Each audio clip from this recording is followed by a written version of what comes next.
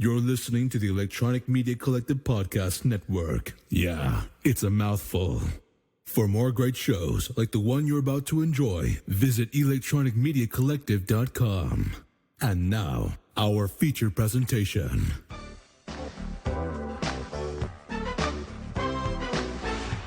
Welcome to the exciting world of the movies. Hello, retro movie lovers, and welcome back to this colossal size edition of the Movie Graveyard. This one was so big, I had to call in a huge team of movie grave diggers, and we got some great familiar faces back here in the graveyard. As always, whenever I take on a giant monster movie, I call in the experts, and tonight we got Byrd and Matt from the Kaiju Transmissions podcast. Guys, welcome back. Thanks for having us, man. I appreciate it, especially for this particular movie. Oh yeah, yeah. It's good to be back, and we first mentioned this probably a couple of years ago now. Yeah, doing like this movie 2 years ago. It's finally here. Yeah, was it on a different Movie Graveyard podcast? Yeah, I think I think it was Godzilla 90. No, well, I think we might have mentioned it on Godzilla 98, but I think it was before that. We did the big hit. Yeah. And we were talking, and there's the whole thing with King Kong Lives, and then I was like, this movie is perfect for Movie Graveyard, because it's like the exact kind of movies that you do, and then said he never saw it, and I was like, okay, well, fix that. And whenever you fix that, let me know, because we need to talk about this. And lo and behold, 2 years later, here we are. Partially due to this movie's just complete face dive into obscurity, which I'm sure we'll talk about a little bit. For sure. And last but not least, we have another longtime friend of the show. He's been on the Movie Graveyard. He's been on Kaiju Transmissions. He's been on everything all over the internet. I'm happy to bring back film aficionado and Kaiju lover as well, Jelli. Jelli, welcome back, my friend. What's up? Glad to be here. Yeah, I think the last time I was here was that Godzilla 98, right? We did Gorgo. Yeah, after that. were you here for Gorgo? Yeah. Okay. That's the one that Matt slept through. Yeah, Matt missed that one. That's what happened. And we were like, I guess we'll just do it without him. Guys, I have a confession. It almost happened tonight. I put my kid to bed, and I lay down in his bed with him for a quick sec, and I almost fell asleep. I woke up at 10:20. I'm like, oh. That would have just been so fitting, because Matt, the last time you and I recorded, I think I thought I killed you. I woke up and I had 25. I have text messages and phone calls and people calling me from Facebook. I'm like, they never text me. What's going on? Matt's brain broke during Kaiju Transmissions October this year. Wow. Yeah. He had to get turned off and then turned back on again. It's true. Yeah, we're coming back. Listen, we're coming out of hiatus on our show, and we're not even going to premiere on our show. We're instead coming to you. That's right. And this is going to be our kickoff in the new year. But you guys been cranking it out for years. I think you were well deserving of a little bit of a break. You know what I mean? Well, to be fair, Bird's been talking about this for 3 months, and we committed to doing it earlier than this, and the hiatus hit, and then we were kind of like, well. At least Bird will shut up about it now. It's I don't know when you plan on releasing it, but it's whenever. Well, I guess whenever you release it, it's closer to the Godzilla versus Kong release date than would have been. We'll be releasing probably mere days before it premieres, so we can definitely get into all that. We'll go ahead and get the movie rolling. Me and Byrd are rolling off the US DVD, the long out-of-print US DVD. So we have it paused at the 32-second mark. It's a black screen. Jelli and Matt are rolling off their UK copies, so they have a slightly different timestamp, but it's around the same. So we'll try to keep all these versions synced up. That's right, we do it old school in the movie graveyard. Everybody has to come to the table with their own copy. We don't do this, everybody share a file, everybody do this. We're old school. We're crusty. We got DVDs and players like it's 1998 over here. So anyway, we have it paused on the black screen. It's after the Studio Canal or Canal Plus logos, after the DEG lion head, everything, black screen. I'm going to say 1, 2, 3, go. When I say go, please hit play on your remotes, your PlayStation 3 controllers, or your mice and keyboards, whatever you do to hit play. Everybody. I love that you said PlayStation 3. There was a long time when both me and Trev were rolling off this podcast with both of us PlayStation 3 controllers in hand. So it's a long, time-honored tradition. All right, everybody. 1, 2, 3, go. And now we are witnessing greatness. All right, yeah, so this is a flashback from Kong 76. Remember when movies used to do this? Yeah. Yeah. Like every Friday the 13th movie. Yeah, I was going to say, we're rolling in on the Sean Cunningham vibe of King Kong.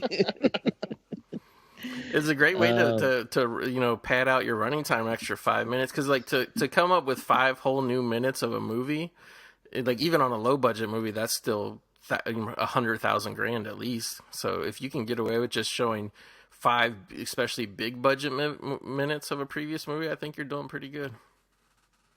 I'll tell you what, the suit, the ape suit in this part, you could walk into a big problem showing like the ape suit and the effects from this part and contrasting them with your new stuff. But in terms of the makeup effects and the ape suit itself, it's definitely different, but I think they hold up against one another decently. Yeah, and for this, the Kong 76, that's the great Rick Baker, is in that suit and made that suit. I was always curious how he did that, and if you guys know anything about that, is how would he maintain the suit throughout a shooting day? Because as you guys know, these suits have to be, things happen, damage happens. How would he know if something was going on with the suit if he was strapped into it all day? That's a good question. I really I have no idea. Yeah. Because, the newer Alien movies with Woodruff and Gillis, one of them was in the suit, but there was always the other one that was constantly readjusting it in between takes. So, I gotta say, like I was saying, before we started recording, I'm a little bit older than you guys, but my mom's water originally broke during a second run showing of Kong 76. So I feel like, true story. I feel like, like this movie holds a special kid. So this definitely was my King Kong, so to speak, Kong 76 helped bring you into the world. Apparently it was all the bass and rumbling of the theater, most likely. This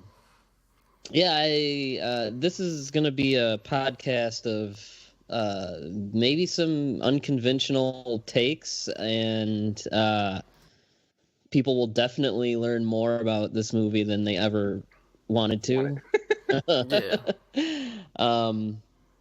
My controversial take, I'm sort of a newer I've come around on this movie quite a bit in the last couple years,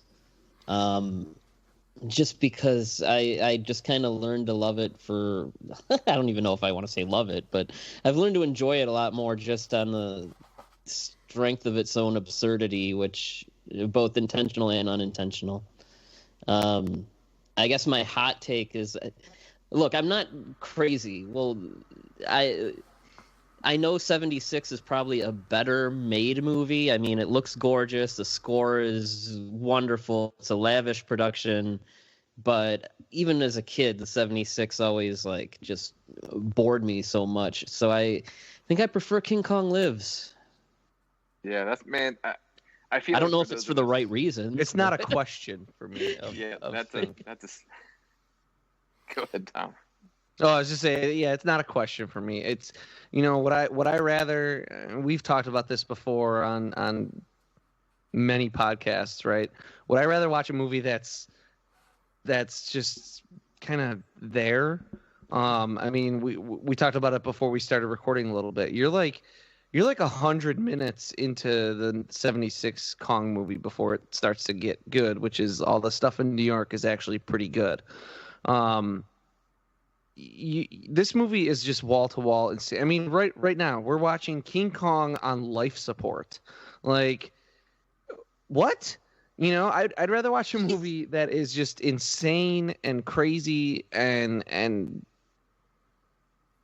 this than something that's classy and well done, but just kind of boring.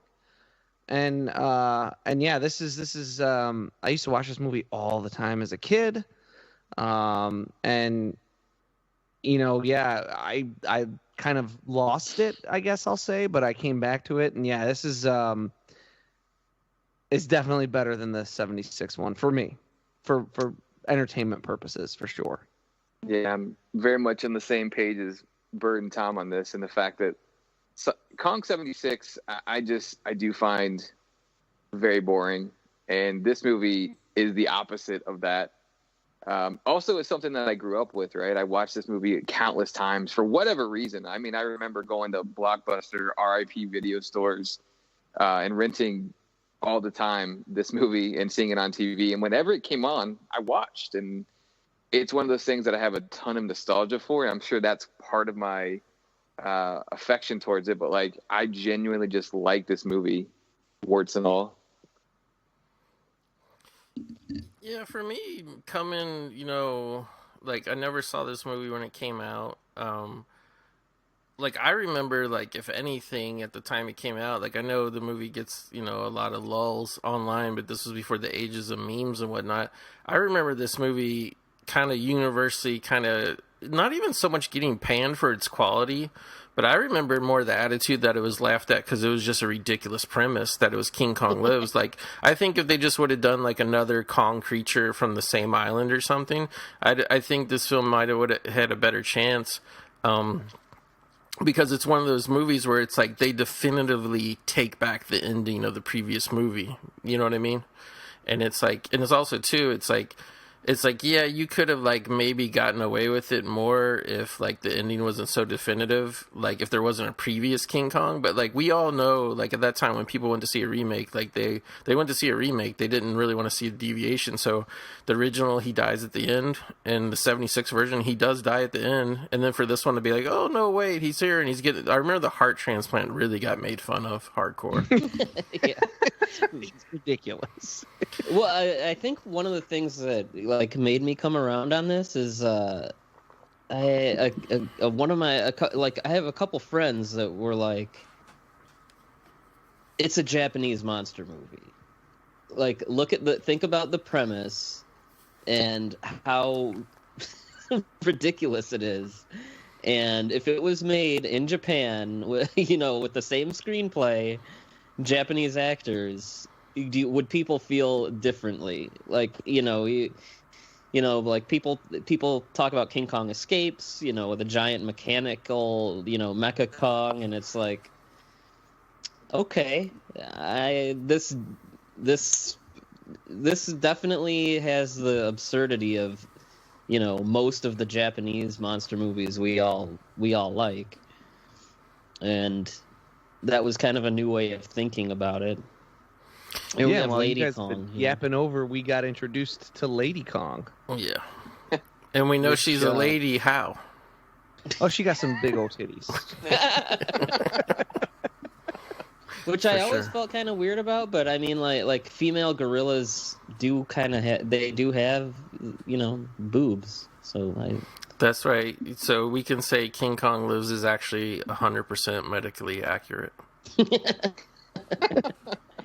And correct me if I'm wrong, but I think this takes place like years and years after the 70s movie. It's 10 years. So how did they keep his body? That was going to be years? one of my questions. I mean, I think they can, like, feed him and stuff. I think it's just literally he can't move because if he does, his heart will give out. He's just that weak, you know. So in terms of how they came up with a Lady Kong is, I mean, we can't get. I don't know. Maybe Byrd or someone has more information, but basically, they wrote like De Laurentiis wanted to do a sequel immediately. Yeah, He for a wanted very to do long. a sequel like all along. And a number of scripts were written. Apparently, they had something about King Kong attacking Russia, something about King Kong going to outer space. Which Yeah, there were a lot of shit. ideas that they batted around. I don't know if anything ever got a full screenplay, but at one point he wanted to cross it over with Orca and do King Kong versus Orca. King Kong in Africa was another one. King Kong in Moscow. yeah, $6 Million Man was big, so Bionic Kong was another one. And then even things like kind of a loose remake of Son of Kong, where it would be like, oh, we found another one. But for whatever reason, Dino was really insistent on, no, it has to be like the King Kong. right. And so then when they kind of beat their heads against that, they came up with this idea of getting a blood infusion from another member of his species. And they actually said Dino was skeptical of that idea because, like you said, Byrd, he wanted it to just be like another King Kong movie. And they're like, well, if it has to be a sequel, and we said King Kong died, we have to figure out how he lived again. They said, so we get a transfusion from a female. And Dino didn't like that idea, but they said all they had to do was sit down with him for a second and be like, hey, Dino, of course there's females. He had to have a mother. And Dino was like, oh, I never thought of that. So, yeah, go with it. Dino thought he was like the face, like the aliens from Alien. He was just created by himself. He popped out of an egg somewhere. He was all about that original Kong. Like, what's that? When my monkey die, everybody cry. I don't know if that's how he talked, but I thought it was him on the line for a second. Sounds just like it's my version of an Italian. That's enough of the direct quote. Like, I mean, he didn't like the direct quote is not in perfect English, right? Like, yeah. I do like that the screenwriter. Let me get his name right here. Stephen Pressfield says. Hang on, let me get the exact quote too. He says, "Quote: we even give a nod to women's lib." The smallest nod possible we should add. With Lady Kong falling for the male scientist. Yeah. So that's what he considers to be the women's lib message of this movie. Not that they have a female scientist who's one of the main protagonists who drives a lot of the action. Nope, that they gave a female ape who has a lady boner for a male scientist who's a human. Yeah. Oh my gosh. These are the kind of people making this movie. And make it, they did.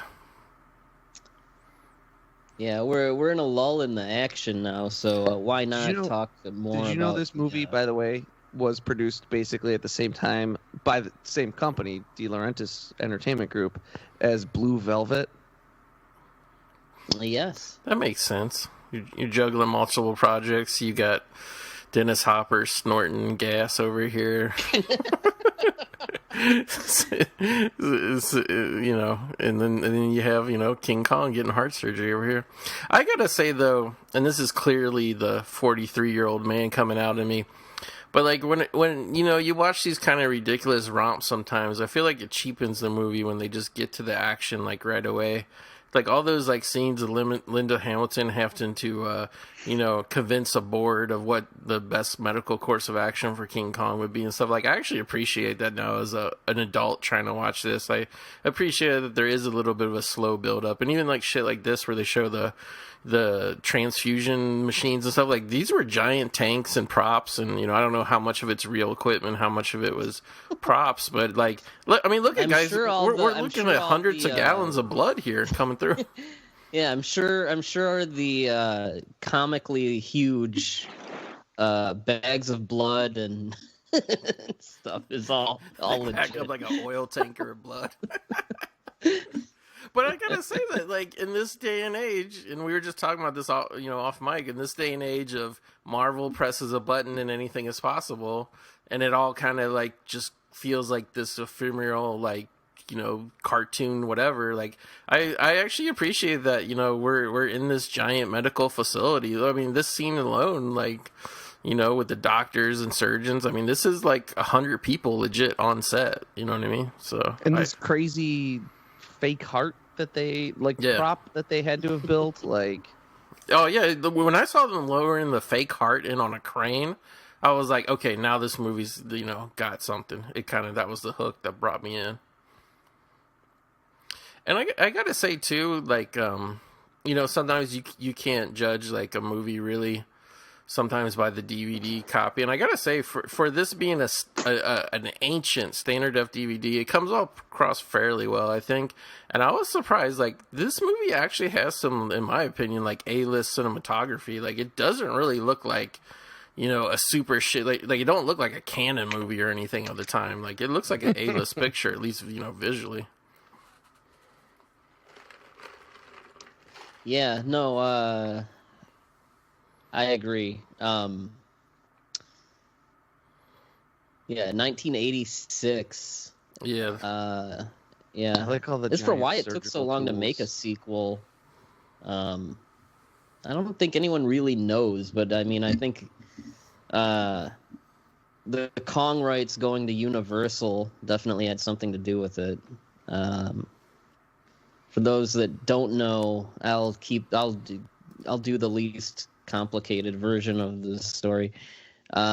If you want the more complicated version of the story, listen to the Kaiju Transmissions. Is it your King Kong episode? Yeah, from, the one that we years did. ago? Yeah, it's when we did 76 and King Kong Lives. We did an episode about the Dino Kongs, but Universal were trying to make a remake, and there was a convoluted legal battle with them and Paramount, who were making the 76 version. Paramount obviously are the ones that were able to. But after that, Kong's rights went back to Marion C. Cooper's estate, and then his son just sold them to Universal. So still to this day, Universal controls most of the IP rights to Kong. I think there's some exceptions, like the other movies that have been made with other studios, and publishing rights, like so books and things like that are all still under the Cooper estate. But that's another thing. They weren't happy with Dino. Obviously, he made his Kong, and that set theirs back, and that didn't even get made till 2005. And then they were also mad at him for Orca because it was an obvious Jaws ripoff, and so that could have something to do with it. But yeah, basically in the mid 80s, he had bought Embassy Pictures, and that allowed him to form the De Laurentiis Entertainment Group. So yeah, that's where you see that first wave of those movies. Like there's this, Blue Velvet, Dune. So he was able to form his own full-fledged studio. And like we said, he always wanted to make another Kong. The 76 Kong, it's kind of like the Godzilla 98 in that it's remembered as a flop, but box office-wise, it was pretty successful. It's just like the studio spent so much money on other shit, that they couldn't quite make up for that. And so, yes, to make this movie, he did have to get the rights from Universal to make it, which is a similar thing that Legendary and Warner Brothers did with Skull Island and now Godzilla vs. Kong, is that, they had to get the rights from Universal. Kong is kind of like it's weird because for as well known of property as he is, his movies are like people rent him, like he's on loan. Right. And I think you kind of get that with some of these things that were created in the 20s and 30s, the way King Kong is. But the thing that's kind of miraculous to me about King Kong is, there's like the reputation the movie has as far as like a film and what it did box office wise, and like I remember the pop culture impact of the Kong 76 being like quite long lasting. Like it just was a movie that was like always at the video store. It always played on TV. I mean, to the point where like, in the late 80s when they built the theme park, Universal did a Kong ride that was based all around 70. It wasn't just based around King Kong, the property. It was based around Kong 76 to the point where like the waiting line was like a replication of like a New York street, and then the whole experience was kind of based. And then like while you're in line, like they would show fake news clips, but then they would splice in the footage of King Kong from the movie. So I mean, this like Kong 76, I want to say, in all honesty, like it stayed in the pop culture to some degree for like a good 20 years, whereas like this film King Kong Lives. And I wanted to... Hold on. We're sorry to interrupt. In this like parade scene, there's a little black kid holding a Confederate flag. Oh, is there? Oh man.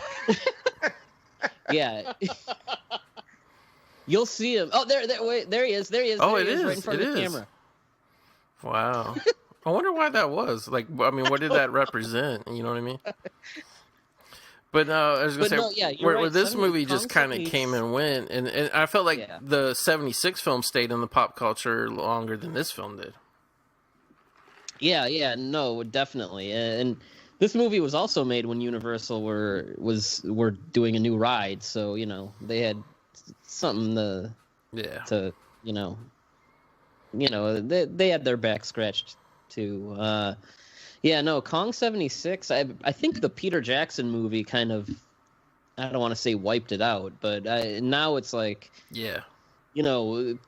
people think of that a lot more, I think. Well, like this is just kind of my memory too of being a younger kid in Kong 76 being around, but like I remember it was like, and there's always been remakes, don't get me wrong, but at least at that time it was kind of like, even though it was like 76, it was like the forebearer, I guess, of like all those like remakes of 50s movies that they did in the 80s. And like I remember Kong 76, it was kind of cool and novel that they remade a super old movie, you know what I mean? Because like they remade Kong 76, right? Wasn't it about a little over 40 years since the original Kong, the Willis O'Brien one? Yeah. So yeah, there was actually like a novelty, like it was interesting to people, like, oh, like why would you do a movie twice, like, Yeah. Those are the kinds of remakes I don't have a huge issue with, right? When the technology, not even just the technology, but also the sensibility changes so much. Like, give me a shot. And like, how much of a remake is the 76 movie from the 33 movie? I mean, they're different enough, right? Like, I mean, it's obviously a remake, but they're not going to film a movie anymore. They're going to get oil and all that. I mean, there's enough like little differences and things that it's its own thing, I do want to say that surgery scene we just saw, someone had the job of making like those absurdly large like medical tweezers and giant cotton balls and stuff. And again, put that in a Japanese monster movie, no one would blink. Yeah. So I guess just to catch up to speed the importance of the plot right now, he's had his heart surgery, and like because they had to get the blood from the female, she's like somewhat nearby on this compound, so they're smelling each other now, and this is where like the guerrilla romance kind of starts happening here. and like that's what's great about this movie is it's not just a King Kong ripoff. It's like legit, like I told you guys, I personally really like, no matter how ridiculous, truth in advertising, and this film is truth in advertising because it is King Kong Lives. Like it wasn't just that they put a heart in him, he's living a life. He's going to have the dream. Yeah, he's going to have a wife, he's going to have a child, he's living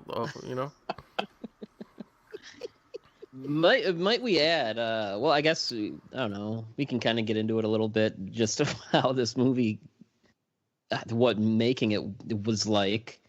But for those who may have paid attention to the opening credits, yes, that is Alien and Total Recall co-writer Ron Shusett who co-wrote this screenplay as well. Mostly because he did Total Recall with Dino, and like if you look at how he conceived this movie, is he didn't want it to be as straight faced as I think it turned out. Because he just knew the premise was absurd, and he said that in writing it, he looked at Raiders of the Lost Ark, and he's quoted as saying it's sort of a spoof of an action movie, but it's also a traditional action movie.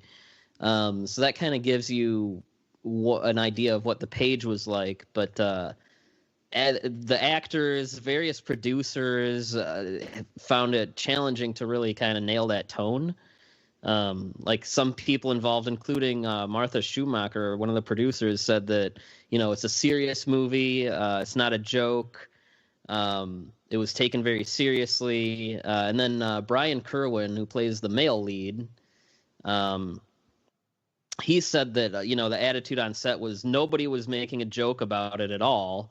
And preview audiences were just confused. People weren't sure if it was supposed to be funny or not. And I think part of that is like this movie has some pretty drastic tonal shifts, and I don't know if once that script was written, I don't know. It just seems like everyone kind of had different ideas about what it should be.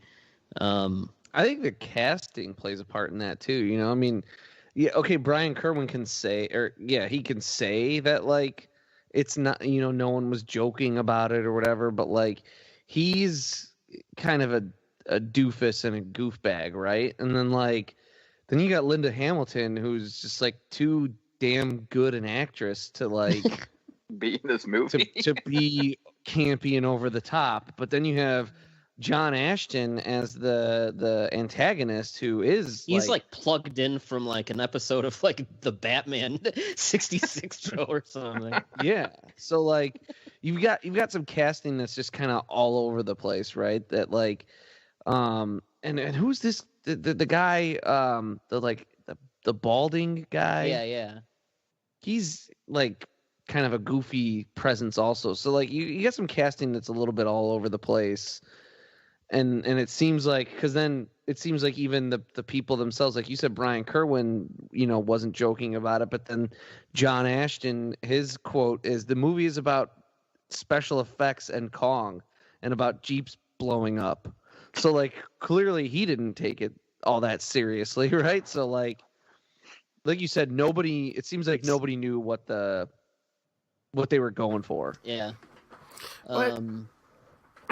I think too. It's like one thing we don't talk about with movies is it's easy to say, especially in like more in the modern era blockbusters, it's easy to say, hey, just check your brain going in the door and all that. But people really didn't have that mindset back then. Like, in just in general, 80s films in general, even the quote unquote serious ones were far more campy than films made today. So I think it took a lot of skill back then to make a movie that was believable and plausible, to hold your attention story-wise, to where you didn't think he was, watching a piece of shit, but at the same time have that fun factor of a popcorn movie to make it hit. It's easy to say we want to be like Raiders of the Lost Ark, but it's like, how many of them can actually translate that tone off the page? Like, I'm sure it wasn't easy, especially back then when,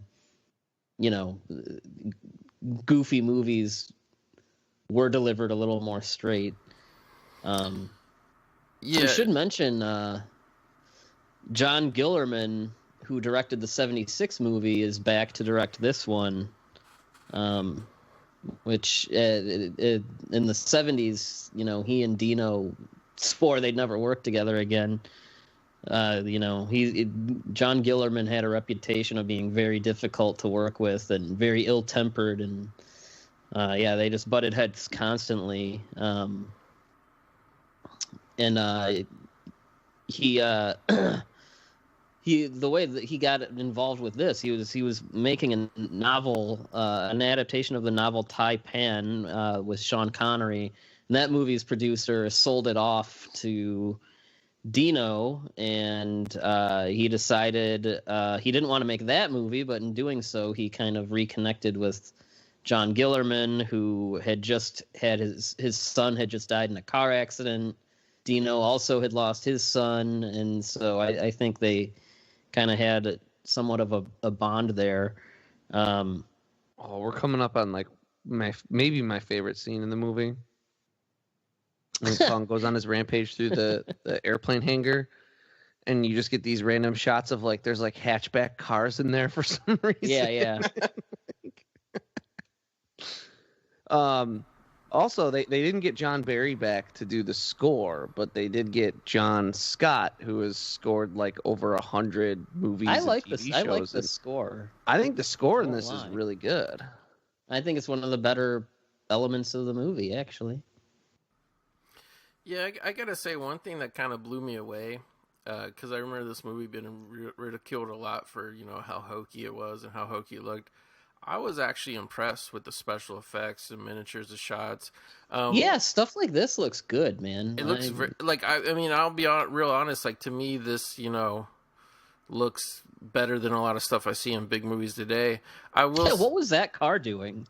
The one that just crashed for no reason. Yeah.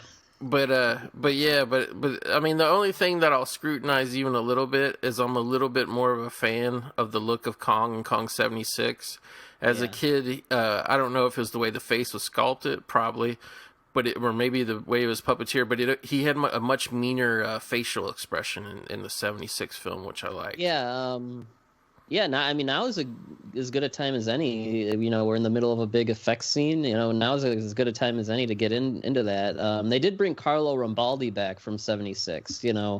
They did ask Rick Baker, but after his experience on 76, I think he was like, well, A, fuck you guys, and and B, they asked him if he could play Kong, and he was like, well, sure, but can I make the suit? Can I do that stuff? And they were like, no. And so he's like, oh well, no, I have better things to do. But yeah, that's pretty weird. After he makes American Werewolf in London and like sets the all-time standard for special effects, pretty much, they're like just get in this shitty gorilla suit that we're going to make somewhere in the Philippines. Yeah, it's like, somebody else is going to make the suit, and you're going to play Kong. Yeah, that yeah. makes no sense. And by then, I was Gorillas in the Mist before or after this. Yeah. Anyway, I by think then Gorillas he in had the Mist been was like, 86 as well. yeah, like he made his name on gorilla suits, and yeah, just getting this one, But they did, to make the face go, and this might also kind of explain why they're different. They actually were able to find the old molds from the 76 suit, and they made the mask with those, but because of like the romance angle and stuff, they wanted Kong to have kind of a wider range of expressions. So the latex they used was thicker because they wanted it to be able to stretch more. So that might be why it's a little different. Yeah, and I won't even say. I will say that the Lady Kong is like quite on the stuff. I was wrong. Gorillas in the Mist was 88, but I'm sure it was probably on the planning stages. Yeah. When this happened. But yeah, like I won't even say that the Lady Kong is like bad. It's just, to me, like that's the design that's a little bit goofy facially for me, because like she has these weird like scarred up eyebrow ridges that kind of don't work for me. Yeah, I wonder if they were trying to make her more like, I don't know, softer looking, because she's, the female or whatever. They definitely get where he has more black fur. She definitely has more reddish brown fur, which I totally get, to differentiate them. You don't want to have the audience sitting there not even knowing which one is which. But I think her fur overall and everything, just like, and again, like if I were to rate like the Kong 76 design, I like a lot. For a guy in a suit, I would probably rate that a 9 out of 10. I would rate this Kong probably like a 7 or 8 out of 10, and I would give her probably like a 6. Like, it's not bad. Like, I'm not complaining, but it's just hard when almost every shot it's next to a suit that I think is a little bit better. You know what I mean? Yeah, for sure. Look at these two. These two are miserable, by the way. Are they?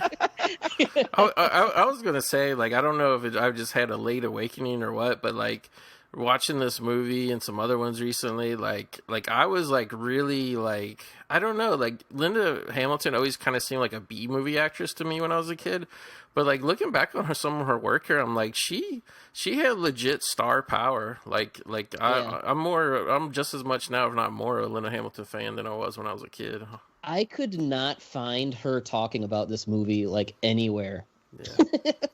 I know why she did it was supposedly like she was it was thinking she would be like the Jessica Lange and like shoot to superstardom.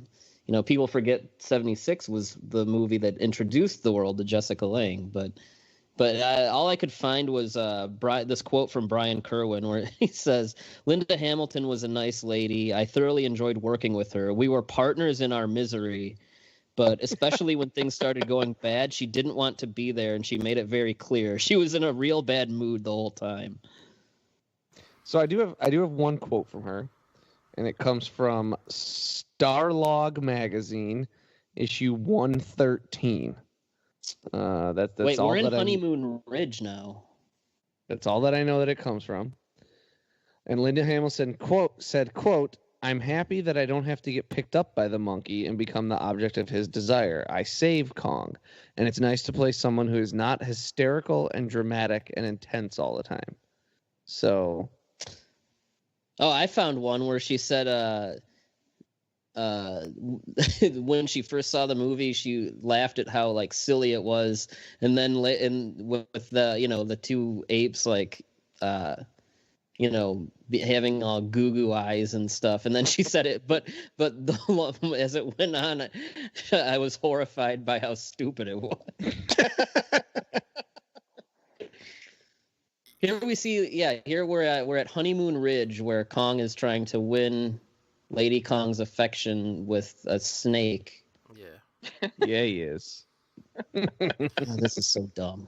And I gotta say too, because I always thought this movie would be very laughable from a production design standpoint and stuff. And I was like in my opinion, like the effects and everything in this movie are pretty good about 80% of the time. Like as awesome as that hangar scene was, like this is this is probably the most cringeworthy segment because it's like the set looks a little bit off. Like this is like the first time where it's really clear that they're on like miniature sets or whatever, which then kind of draws you into, and also because it's full daylight as well, the lighting scheme. But like it kind of draws you into more like you're more aware of the fact that you're watching people in suits and this should have been a nighttime scene. I agree. 100%. I agree. Yep. And you look at that doofy ass Kong face. Like... yeah. He like grabs her ass for. Yeah, and like when I was watching it, like this was the point where I was like, okay, they're kind of like humanizing them too much. You know what I mean? Yep. Yeah. And we should say too, which you'll find out when you see the end credits, but these loving embraces between these man gorilla and woman gorilla, they were actually both guys in the suits. So yeah, yep. Peter Elliott and I forget the Lady Kong actor's name. And I'm not gonna lie too, like this scene where Linda Hamilton goes off road in the pickup truck, like this kind of got my juices flowing. I'm like, yeah, I'm seeing a little bit of Sarah Connor coming in here. I'm liking this part. Yeah. And it looks like they're really getting their spines readjusted going up that hill, bouncing everywhere.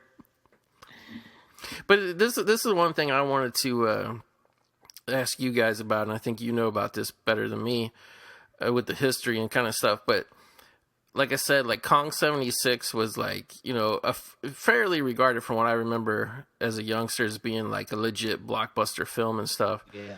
And I feel like this was this, and I don't know if it was a combination of Godzilla 85 coming right before this or what, but in my opinion, and it's sad because I like the genre, but this was the first time in my memory I started feeling like people were mocking a film that had, you know, like the guys in the suits kind of thing. Because I don't really remember anybody mocking 76 for it, but this was the movie where people kind of took aim of like, oh, yeah, and maybe it was the love scene type, you know, storyline, but like at least for me, this is like kind of where people started. I remember joking, making fun of a guys in rubber suits, and I never remember that before that. Like, you might be onto something with.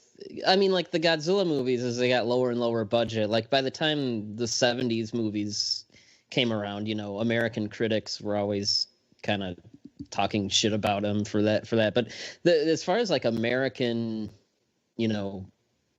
I guess kind of big-ish monster movies. Yeah, I mean, you're probably right. You know, you never heard that about Alien or anything like that. Not to say that, you know, the the monster suits in this or the cinematography or anything is close to Alien, but yeah, this definitely didn't help.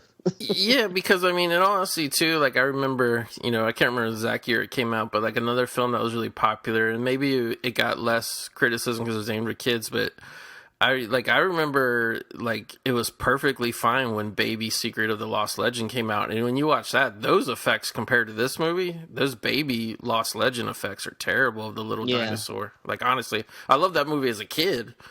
But looking back, like, and I don't really remember anybody really ridiculing that, whereas, like, yeah, this was the first movie where it's just kind of like, you know, like it was kind of shamed and hokey, and I feel like that's maybe why, at least on American, you know, soil, the genre kind of started to go away for a little while until, like, really, I guess, probably, like, Jurassic Park brought it back when people are like, oh, the CGI, oh, wow, we'll be so creative with this.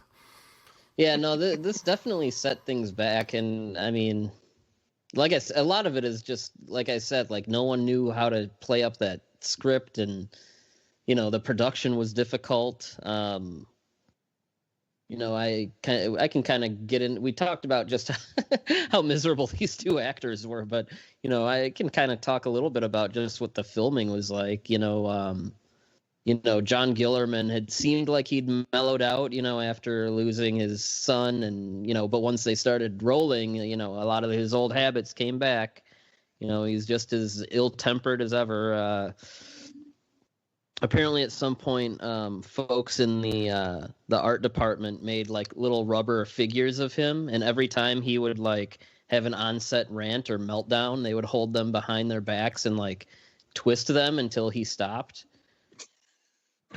So this guy basically, when he was directing the movie, he had his own voodoo dolls. Yeah.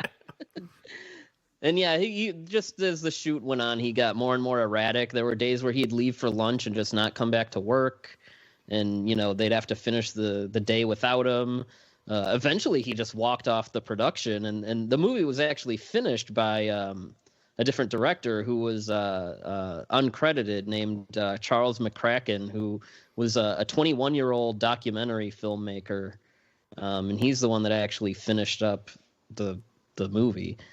I have another quote from Brian Kerwin here that says, "We knew halfway through that this was going badly. We all just hung in there and half-heartedly did our best.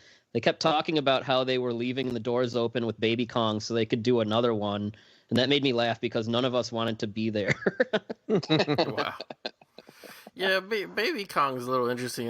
Like, I watched this movie by myself, but I made my fiance come in the room the next day and say, like, I gotta show you Baby Kong, because I wanted to see a Baby Kong with pass the cuteness test. Because, like, the biggest star in our household is Baby Yoda, of course. So I was like, how's she going to react to Baby Kong? Not a reaction at all. No, he didn't pass the cuteness. She was just like, oh, he just looks like a guy in a little smaller gorilla suit. I'm like, yeah, Baby Kong. They didn't really imbue him with, like, too babyish of attributes, honestly.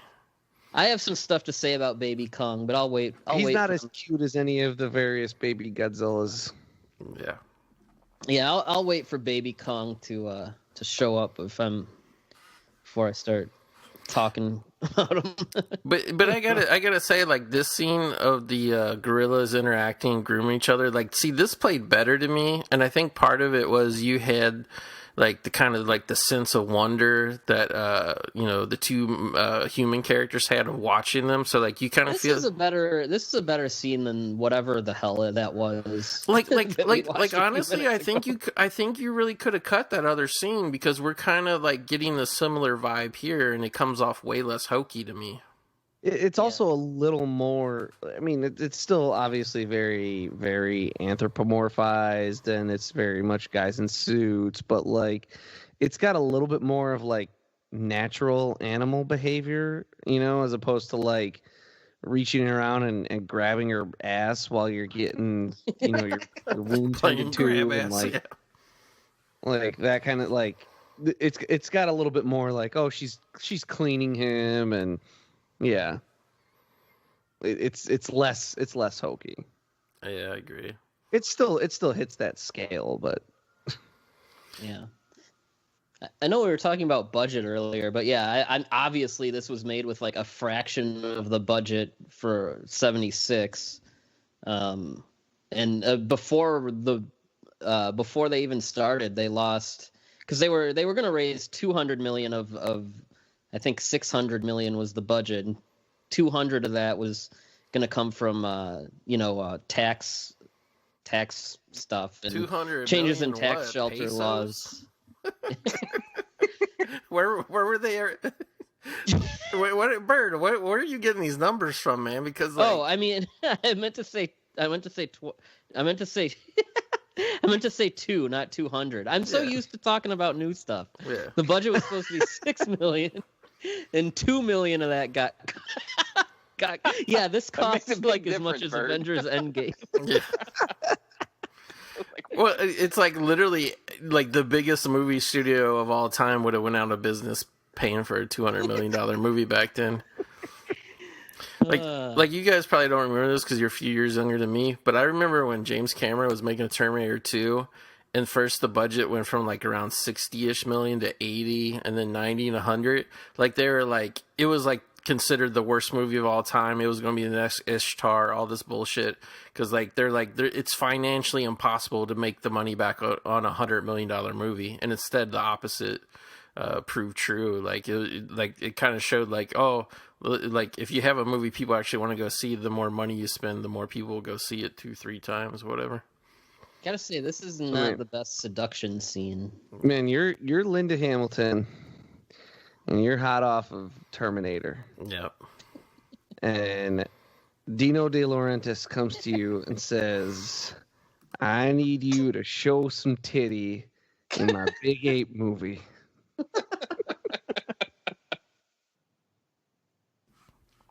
This would be a movie you would not be able to survive as an actress, like in 2020.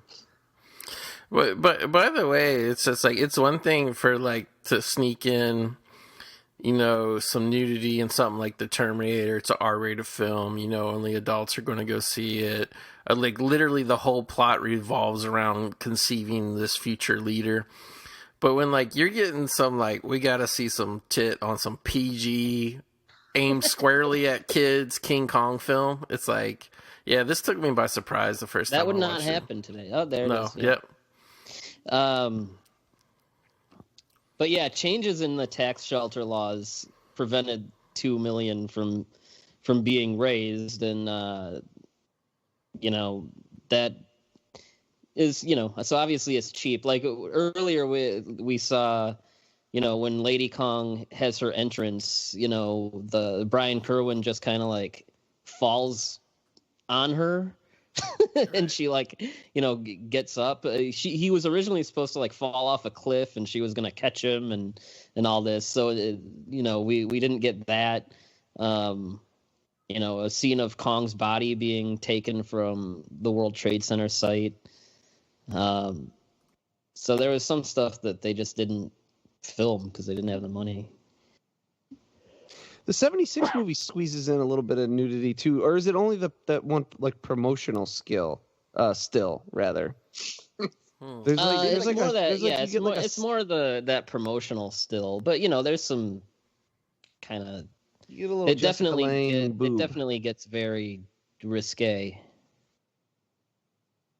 You know, another thing that I think makes both this and 76 kind of weird with the Kong scenes is that for whatever reason, they shot them at normal speed. You know, usually when you're making a giant monster movie, you shoot the monsters at half speed to make them feel bigger. Like even with, you know, characters like this, you know, think about King Kong Escapes or War of the Gargantuas, you know, and even though they're, you know, ape-like, you know, they still feel, you know, like these massive lumbering beasts. Hey, is that are we getting a cameo, a little brief cameo appearance from the giant full-size The robot that they made in the last movie? It's no, like... that thing was long dismantled by now.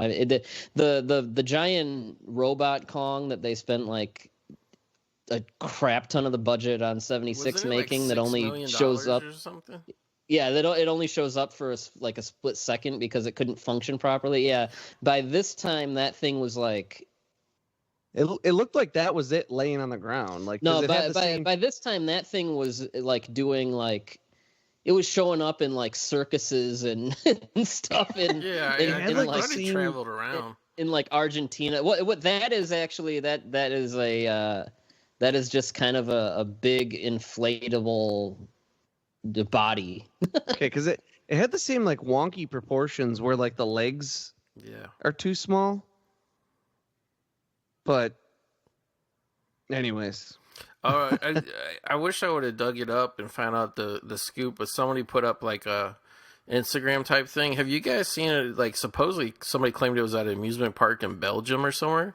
There's like a ride with a full-size King Kong that actually was picking up the train car that the people were sitting in. It was insane. I've never seen anything like it. I did hear about that. It looked super dangerous. Like, I'm like, how can it take the train car off the track and hold it up like that? It was crazy. Yeah. I heard about that. Speaking of the Kong suits, you were asking about like maintaining it and stuff, which I still don't know, but apparently these suit actors, every day of shooting, they lost about 7 pounds in water weight. Wow. Yeah, that sounds about right. Yeah, like, I mean, you guys know more about the history too, but I've always heard the insane, like, things of, you know, how much water weight the guys lose and stuff. Like, I almost would think, especially for long shoots or films like this where there's an insane amount of shots, like, I almost would think that you would need multiple people to do the suit stuff, but... Yeah, that doesn't seem to have, like, here or Japan, it doesn't seem like they did that a whole lot. They just had one maniac in those suits. Speaking of, because I know it's not a giant monster or whatever, but what's your guys' take on the suit version of Cujo from Stephen King's Cujo? I feel like we see it. We don't see it. I think that they probably did the right thing in that we don't see it very much. and at the same time, I think it's a good.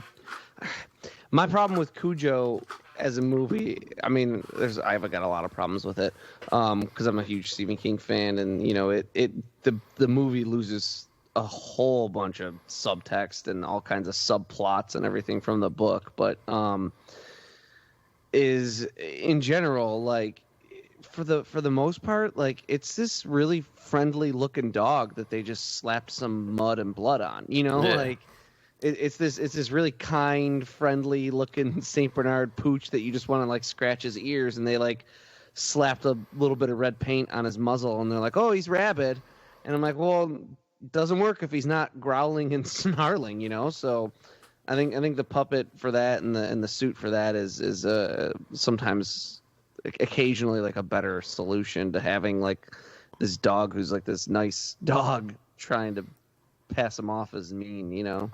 Yeah, because like especially a lot of the car siege at the end where he's ramming the car and stuff. Obviously, you can't get a dog to do that, but like even then, I just never questioned it as a kid. Like it was literally like probably about 20 years after the movie came out, I saw the photos online of the guy in the suit, and I was like, damn, like I never knew.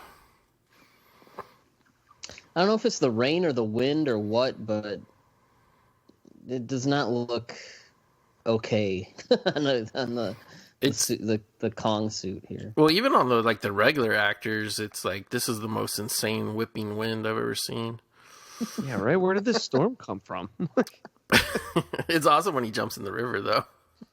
But yeah, like I feel like, and you guys again, you know more of this than I do, but I always feel like water is the hardest thing to replicate on a kaiju film when you're talking about practical effects, because like you literally can't replicate. Like okay, like we know how big a raindrop is in real life in relation to us. Yeah, I knew you were gonna say that. Yeah, but it's like literally like even though they're soaked, he probably wouldn't even be that wet. You know what I mean? yeah, Right. that's one thing that I thought was fascinating about Guillermo del Toro in designing Pacific Rim, and is that he said, you know, one of the advantages of CG, and you know, obviously, I think even he would agree, you know, suits and miniatures is the way to go. But one of the advantages is that you can reflect that scale with, you know, CG rain. You know, Right. like when you look at Pacific Rim and you see the Jaeger coming out in the rain, you know, yeah. It looks right. Yeah, it looks good. Yeah, and not only that, but like the dangers of working with water in these suits is like off the charts. Oh yeah, these guys are always these- almost drowning, and Yeah, they can't, you know, because the suit doesn't stay in place as it starts to get more wet, because you know it starts to get weighted down, it slides around, and you know then they can't see and they can't breathe, and like I mean, yeah, there's a million different stories you can read about guys who almost died or you know had to be pulled out of pools and given CPR so that they choked out a bunch of water and stuff from pretty much any kaiju movie that was foolish enough to use some water. Yeah, which happens to be like all of them. pretty much. So I guess this is a good enough time to talk about like, is it good news? I want to know all your guys' opinions for being hardcore fans. First of all, we got Kong versus Godzilla finally. It's going to be, because, you know, modern times, it's going to be a home video release pretty much, let alone they're bumping it up even closer. I think just yesterday they went from a May release to a March release. Just what are your guys' thoughts on just in general, specifically Kong versus Godzilla coming out the way it did? I think once Wonder Woman was announced as going to HBO Max, I think everyone kind of saw it coming. You know, I think the bigger problem is just, you know, the way that Warner Brothers handled that whole situation. But yeah, I mean, for me, you know, the release is whatever. I mean, that's just how a lot of movies are going to come out. You know, I'll probably catch it at a drive-in at some point, but you know, I can't say my first time will most likely be HBO Max. My thing is more, and I'm hearing things about a trailer maybe dropping extremely soon. But my thing is more with that specific film. Just the studio just seems to have kind of a utter lack of confidence in it. Not only is there no trailer, but you know they just moved it up to March, which, I mean, usually that's like kind of like a good move with theatrical releases, but I don't know. There's just something about it that just kind of has a just get it like done, the get it 15th out, time get they've it. changed the release date on Yeah, that. but it's something about it just feels like they're just like, just get it out, just get it done with. Let's just get this over with, kind of thing. So I mean, I think that's like it's probably a rights thing, and you know, I mean, because we know the rights are supposed to revert back to Toho.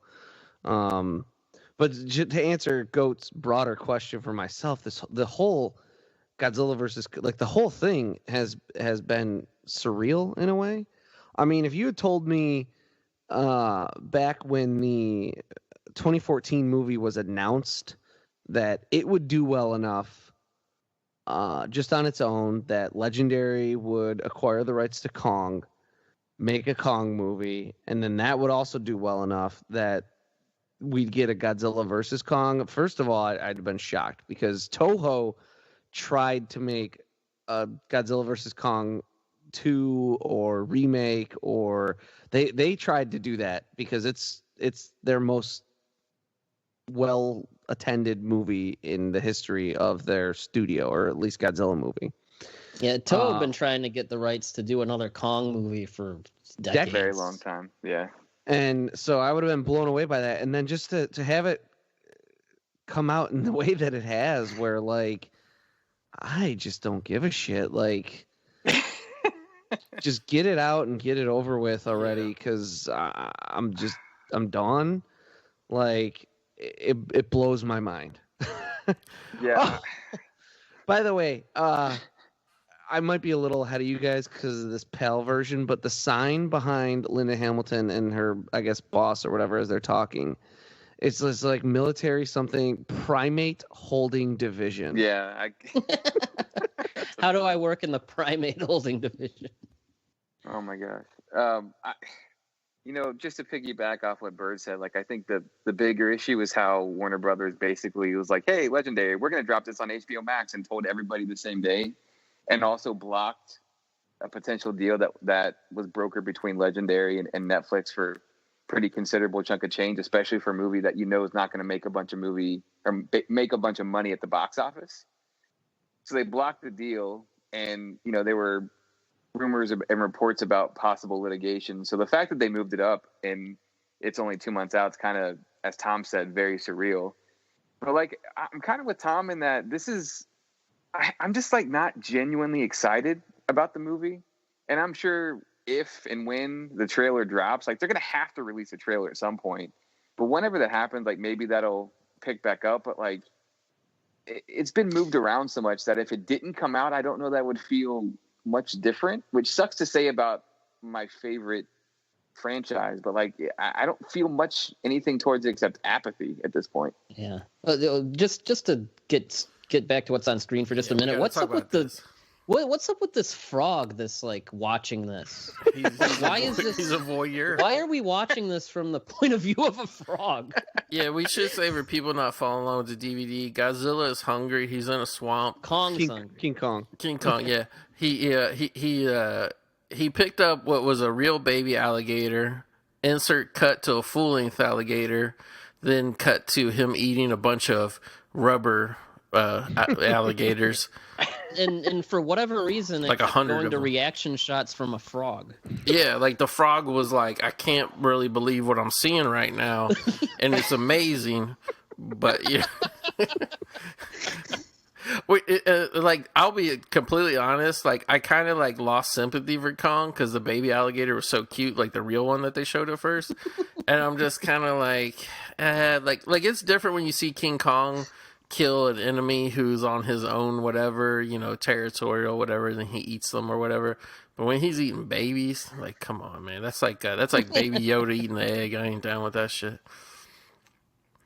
No, but for me, and I totally didn't even really like need a Godzilla versus Kong thing. But to me, what's so weird is it seemed like, in my mind, the way they've been approaching it, it seemed like Godzilla versus Kong was the only reason, like, kind of Warner Brothers wanted to get into this thing, with these modern movies.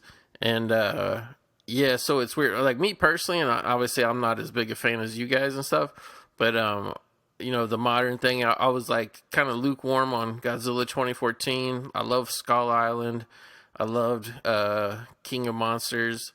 And then, like, this one, like, I was all about it, like, when I walked out of the theater for the last movie and knowing there was building to it. But it's like, me personally, I just, and I understand from a business sense, we don't know when the world's going to get back to normal. But I would be perfectly fine waiting a whole nother year. I mean, granted, I'm an old man, I'm patient, but I would wait 2 years, and I'd just rather have the movie be a big event.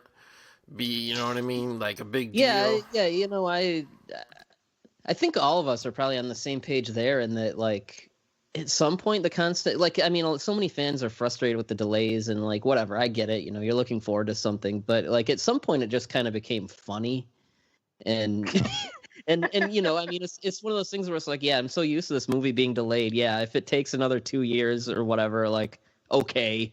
It seems like it became funny to Legendary too, because They've done a few things that have been wild on there. Like they release like a new banner, promotional banner for the movie like every couple of weeks, and like fans will be like, "How about a new trailer?" And they'll just then retweet that with a different banner. They tweeted out something with like for Christmas that had like a Godzilla footprint on the Christmas tag, and then like an hour later erased the Godzilla footprint from the Christmas tag and retweeted it out. Like it feels like they're trolling people at this point. Like There's a commercial for the action figures that's out, like a toy commercial. Yeah. But there's no trailer. There's no trailer for the movie. Yeah. Yeah, but yeah, I mean, it just became one of those things like you're just so used to getting delayed that you just kind of laugh at it. And it's like, well, I'll see it when I see it, you know. But I am with you in that, yeah, I mean, what Goat is saying, you know, he wants it to be like a big theatrical event, and what Tom is saying of like, yeah, like this is something that should be historic, really, and we're all just kind of like, well, we'll see it when we see it, and we're gonna watch it on our TVs. It's a very strange, yeah, it's a very strange feeling. Well, I know there was like you guys know about, there was like the whole rights thing, but like to me, like I think part of like what was so weird was they had to rush it so much, because like, okay, like to me, okay, Godzilla King of Monsters came out 2019. If they waited, like, you know what I mean, to like 2022 to put it out, to me that's still like a normal, respectable wait time for a sequel to a big franchise. Like, I mean, they only make, like, during the Daniel Craig era, they really only made those movies about every 4 or 5 years, and nobody really complained like, oh, it's taking too long, oh, you know what I mean? So I don't get why every sequel has to come out 16 months later now. Just like, well, yeah, we're used to coming up when, what was it, like the Star Wars prequels was what, 3 years, 3 years between like that was normal, you know. it wasn't This until the here we Matrix. get into some of the scenes where it's like, okay, this is clearly written for the yucks. Yeah, like I'm not gonna lie. Like when they just Kong is just rampaging kind of, and like they just cut to like this guy trying to get laid with his girlfriend on the couch. I was like, you know, like this was a tonal shift in the movie to me. Yeah, it's like, what movie is this? Yeah, Is this the same movie? And you got the dude driving his motorcycle between Kong's legs. oh yeah, that would be like the last place you want to drive that motorcycle. See, he just looks sad and confused here. Like, yeah, he's like, what is this? Like I kind of would like it better if like he reverted more to like the '76 version where he, like, you know, he's just mad now. Yeah, or like the 33 Kong who, you know, rampages through the little village, after he breaks through the wall and is picking up people and eating them and stuff. Yeah, he shows up and everyone screams and runs and he's like, oh, all right, see you later. Like, and I think that's a piece of, you know, all these kaiju movies and franchises and series end up doing this eventually. I think is you realize that who's going to go see your movie is kids, and once you come to that realization, you stop portraying the monster, which is who the kids are there to see, as anything other than, you know, a good guy, right? And so instead of having Kong causing havoc just because he's a monster, and he could still be sympathetic because, like, he doesn't know where he is. He doesn't belong there. Like, he should have A, never come to America in the first place, but B, he should have died after he got blown off the Empire State Building and they gave him a fake heart. Like, it's not his fault. He can still, you mean the World Trade Center. Yeah. But he could still rampage and kill things and still be sympathetic. But once producers and directors start realizing and making these movies for kids, you take the monstrousness out of the monster. Well, that goes way back. I mean, look at, you know, Ghost of Frankenstein, stuff like that. So yeah, and like this is almost like a weird thing where, like, I don't know how much was reshoots or just problems with productions, but like Yeah, like along with the kind of goofy tonal shift, like this green screen and the plane and stuff. Like this is kind of like the point in the movie where like the effects start getting a little more on the iffy side here and there. Yeah, This guy can fly now too. Like it's fine. He's a Mary Sue. He can do anything. Looks like he's about to crash. Jesus. Oh well, that's some Can't real fly stuff. well. That's for sure. But going back to the modern King Kong thing, because I know like they were rushing Godzilla versus Kong and all that kind of thing because the rights were reverting back to Toho. But like, was there a reason why they just couldn't extend the deal? I mean, what is Toho really going to do with the rights? You know what I mean? I don't know. From what I understand, it was more of just like there were time frames where they couldn't make a live action movie and. But yeah, I don't know. I don't know that has much to do with it. You know, like when they announced the Monster Verse as being a thing in like 2015, 2016 or whatever, you know, even then it said in 2020 Kong and Godzilla will fight. This is probably, we're getting into my favorite stuff in the movie, which is Kong versus the rednecks, Yeah. by the way. But when Kong comes up here on the rednecks, did you guys notice Kong's actually been crying? Like his face, Yes. he's got tears running down his eyes. you missed. Gotta say, these rednecks are They're something ruthless. Yeah. The boulders are good. The little. Yeah, this is a good bit of effects here. Honestly, I think. Yeah, I thought they did the smart thing too in trying to slow it down with a little bit of slow motion as well. Yeah, we actually have some stuff at the right giant monster frame rate or whatever. Yeah. Filming speed, you know. He's just taking them boulders on top of the head too. They should have done like a big rubber one that just like knocked him out. So for people that don't know, there's a goofy action comedy from the 90s produced by John Woo called The Big Hit, and there's this whole subplot about Mark Wahlberg's character having an overdue VHS of King Kong Lives, and the video store keeps calling and harassing him. Did he get this far in the movie? Do we know?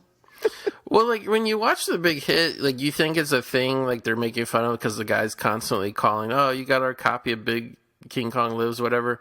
But like when he has the girl hostage and stuff, like he actually puts it on to watch. So it's like I always thought The Big Hit was kind of making fun of King Kong Lives, but he actually really likes the movie. Yeah. So is he watching it multiple times? Yes. Is that what your takeaway is? Yeah, because he does. Melvin Smiley. Because he doesn't want to. He even calls it his King Kong Lives tape, and he doesn't want to take it back.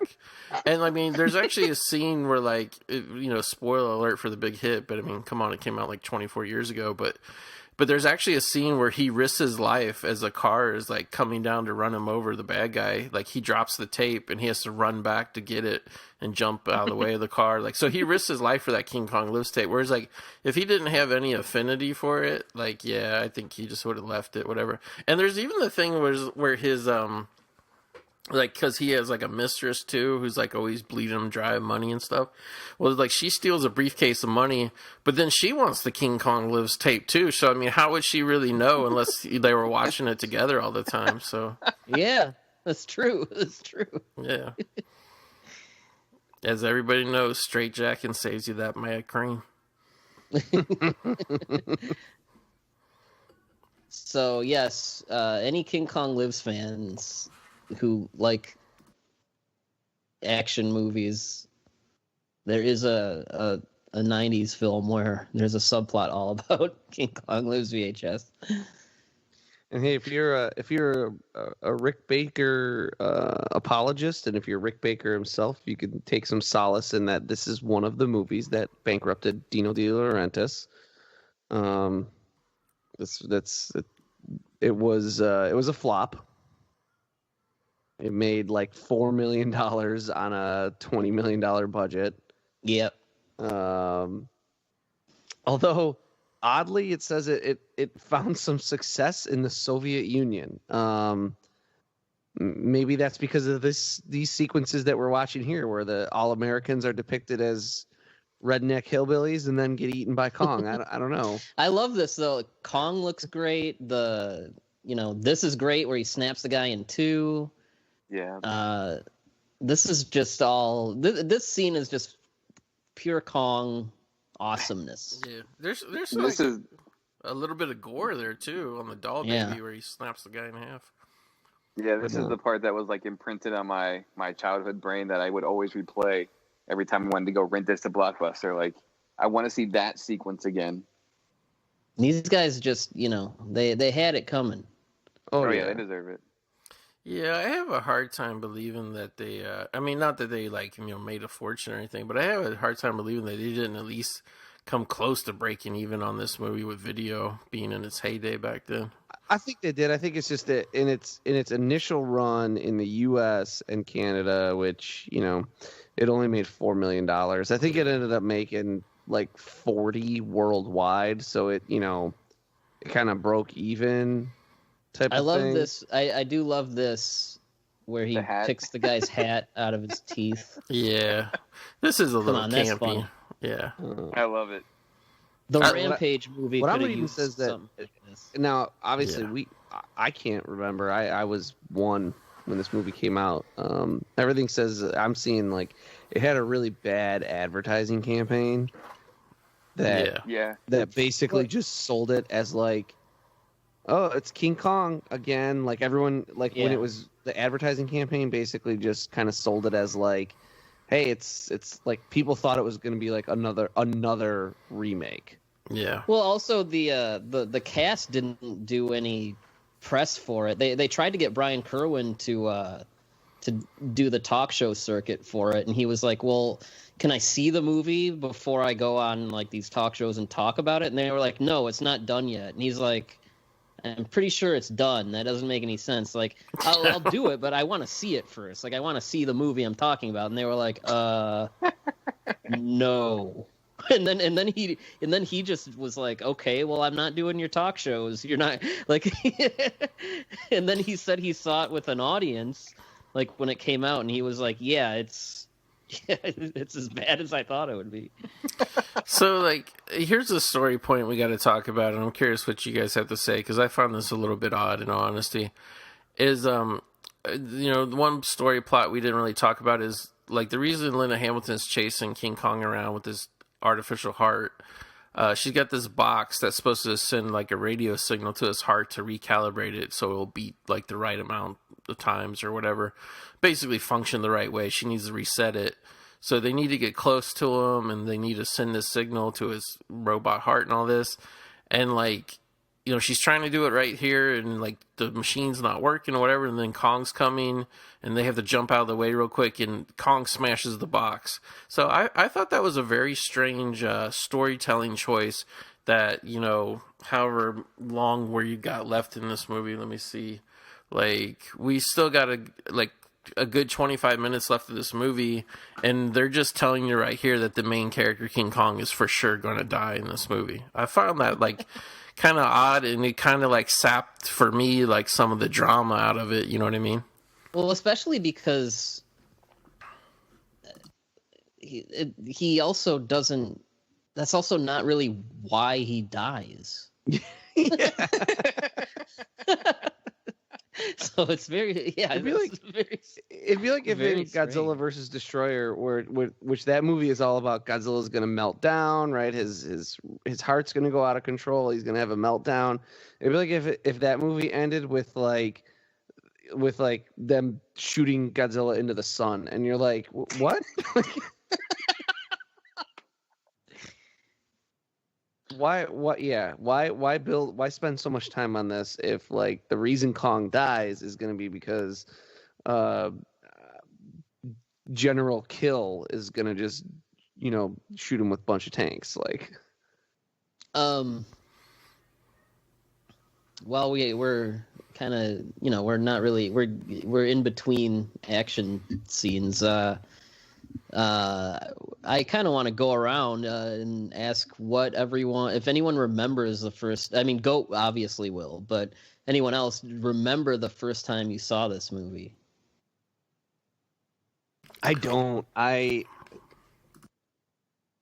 I've had this movie in my life just always. Like I had it on a VHS that my dad taped off of HBO or Showtime or something like that when we had a free preview of it, maybe Stars, that I had forever, and I always watched it. I watched this, the 76, the 33, and like 4 or 5 different Godzilla movies, and those are like the only movies that I watched. And the 33 that I watched was the colorized one.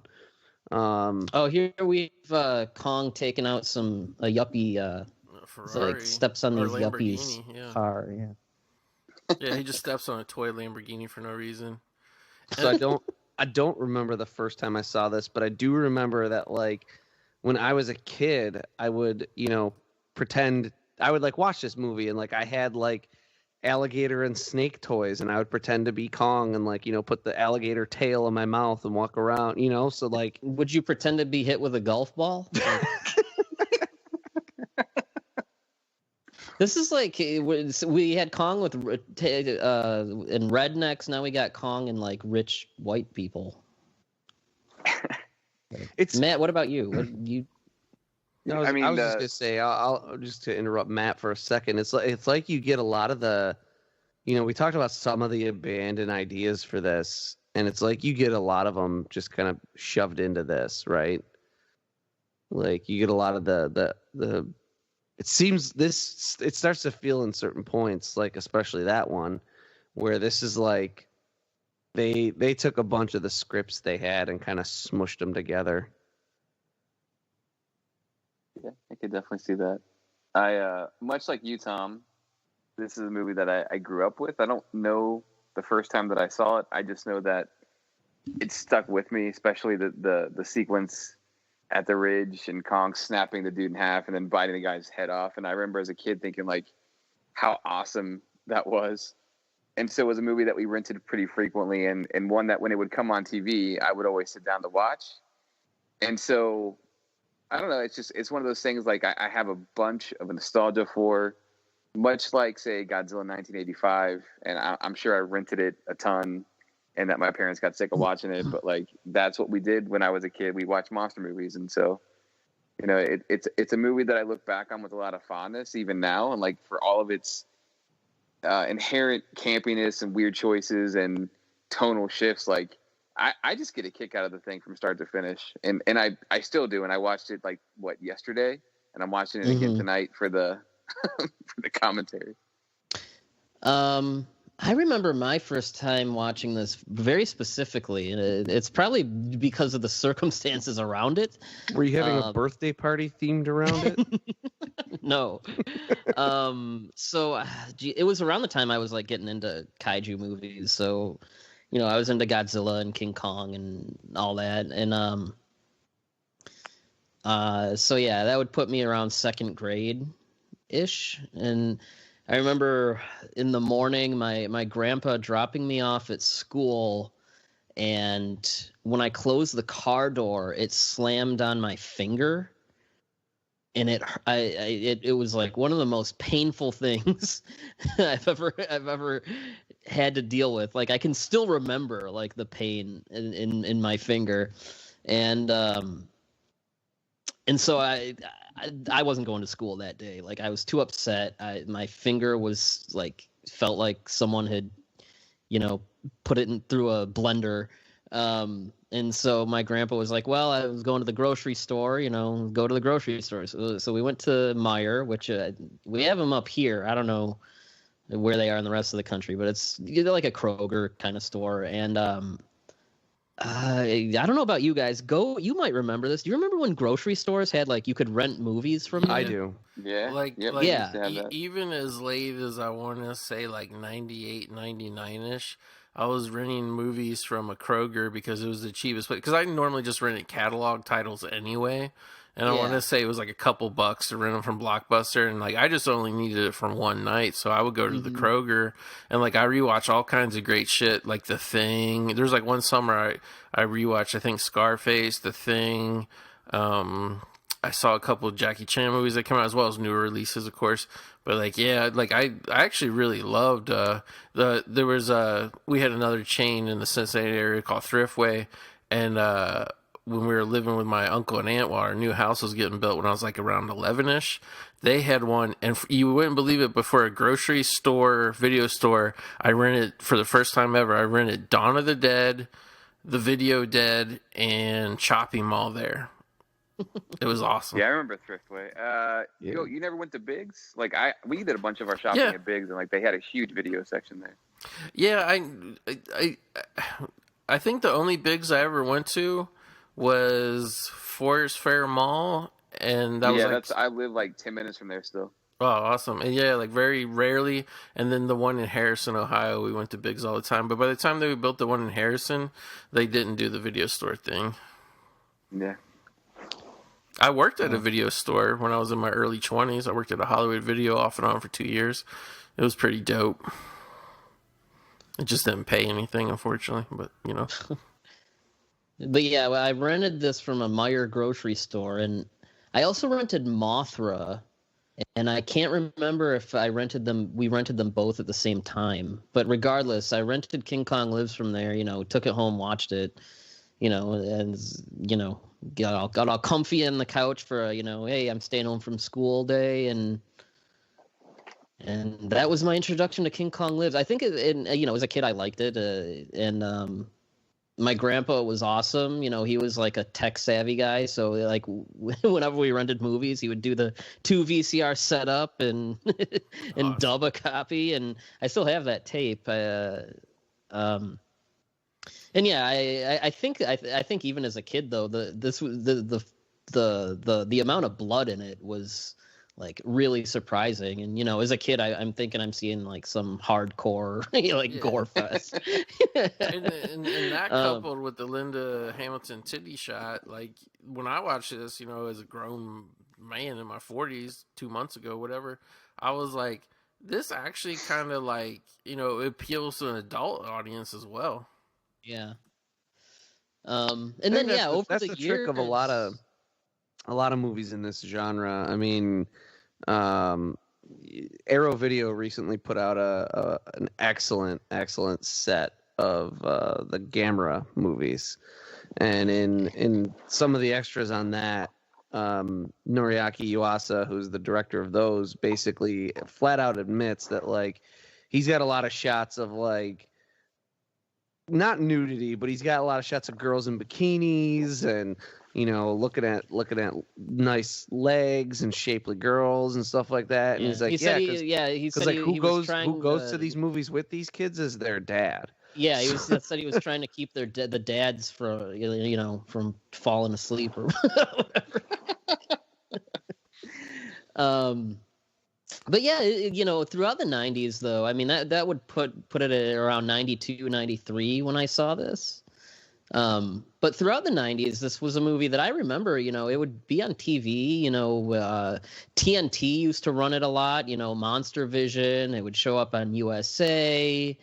The VHS tape was in every video store I went to, and yeah, and then I guess it just, for whatever reason, it didn't really live much further beyond the 90s. Like the DVD that I have, it has a 2006 date on it, so I'm assuming, it was probably put out around the time the Peter Jackson movie came out, and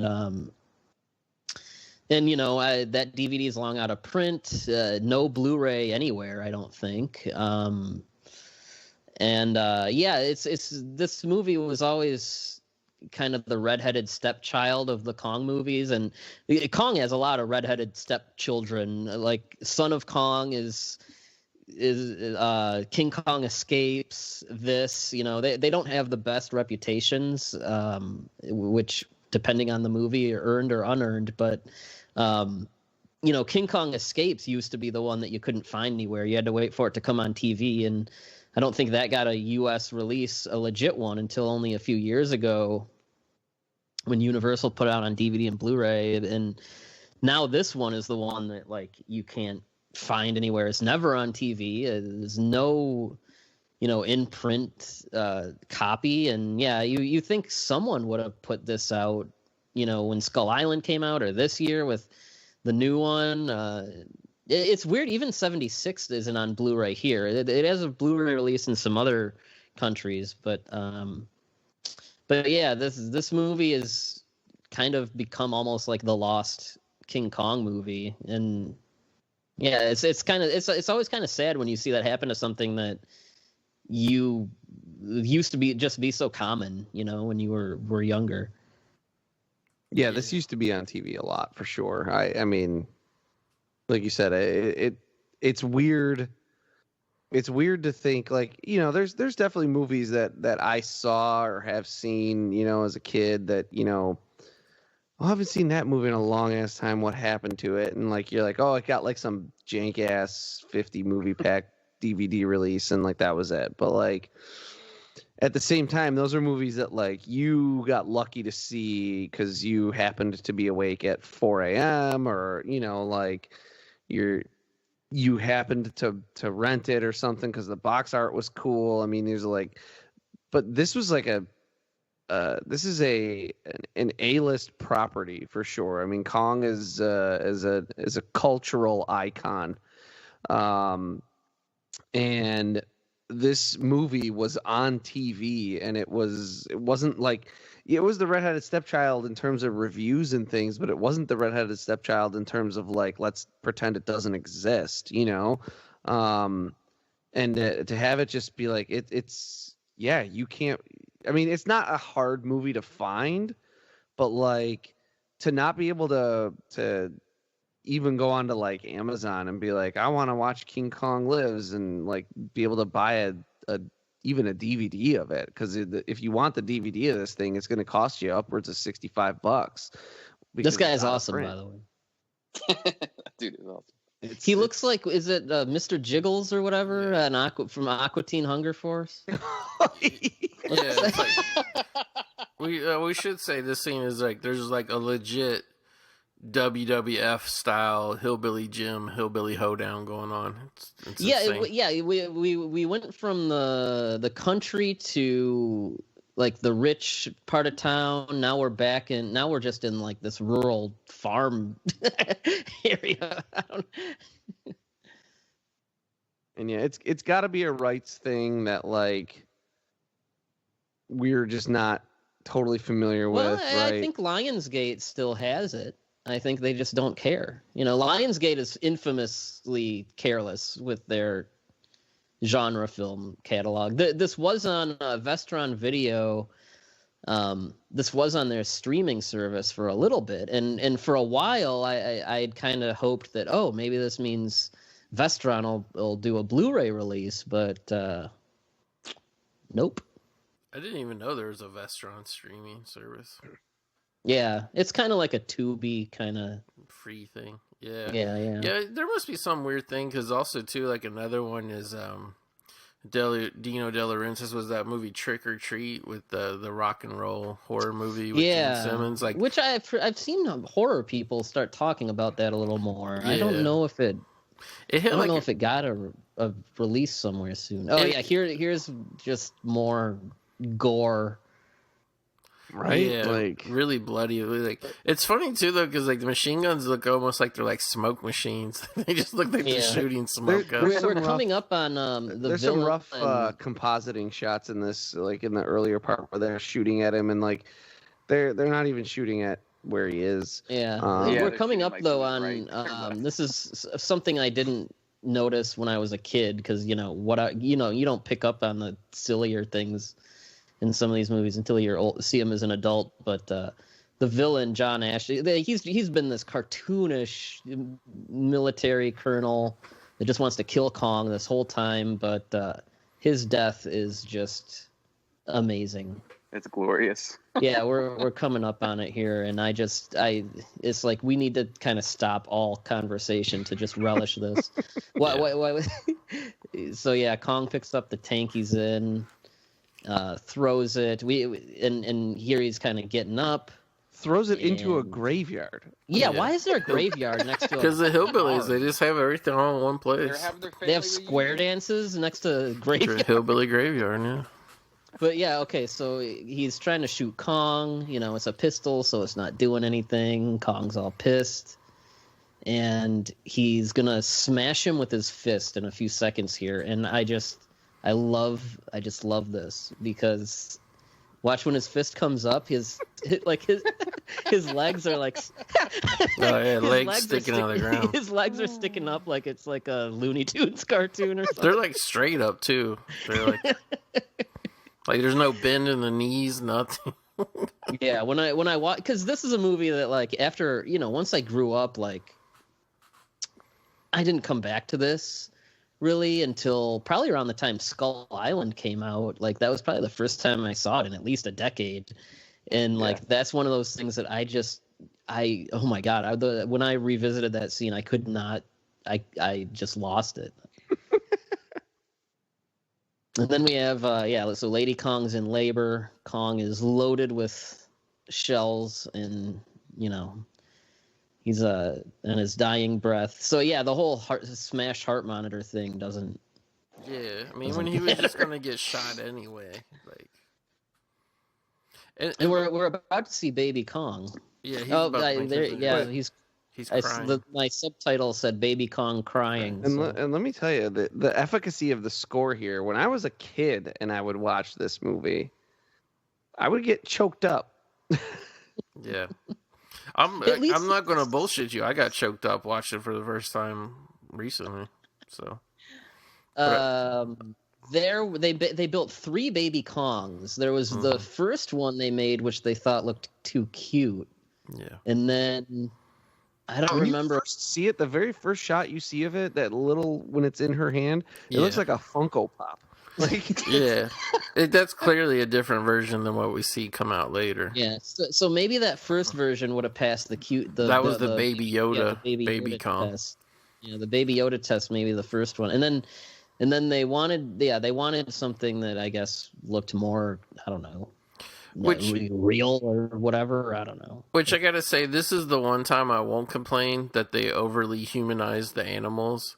Is like, this is clearly a scene of Kong wanting, like, in a human type way, wanting to see his son before he dies. Like, it's clearly I feel like in general giant monster movies have kind of done that pretty well. Like, there's a lot of scenes like Son of Godzilla and stuff like that. You get these tender scenes that... What was the gestation of this Baby Kong? He was like... No, I'm serious. I just thought of this the first time. He was like conceived and born in like 2 days. They do a time skip in the movie. Yeah, one thing I didn't comment on while it was happening, we were discussing something else, is you go from the moment when Kong jumps in the water and everything before that, it's definitely late summer, early fall type of season, and then you go into the next sequence, and there's snow on the ground outside. Okay. You can only just barely kind of see it, but there's definitely snow on the ground. And then now here we are, and there's no snow again. So the movie handles it poorly, but like, we've gone through months worth of time actually. Yeah. Yeah, but yeah, this is the reason I keep bringing this up.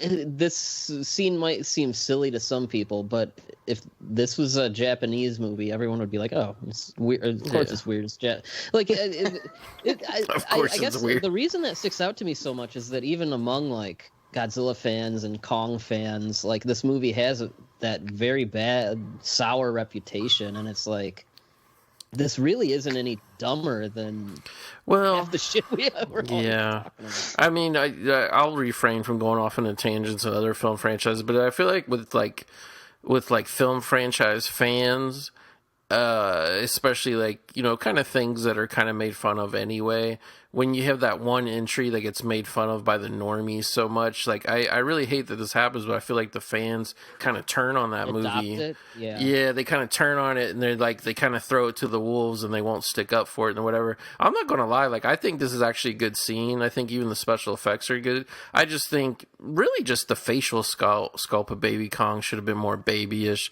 more cute, almost more like a baby chimpanzee type face or something than like or I should say baby gorilla face. It just that moment where Kong is looking at him and crying, it's kind of weird that the daddy dying Kong is cuter than the baby Kong, you know what I mean? Well, in some alternate universe that isn't just the worst, I'm sure there's a deluxe like Scream Factory Blu-ray of this where we can see outtakes of all the different baby Kongs or something. You really just needed like bigger, cuter eyes, right? Like, Right. I mean, That's literally all it would take. Yeah.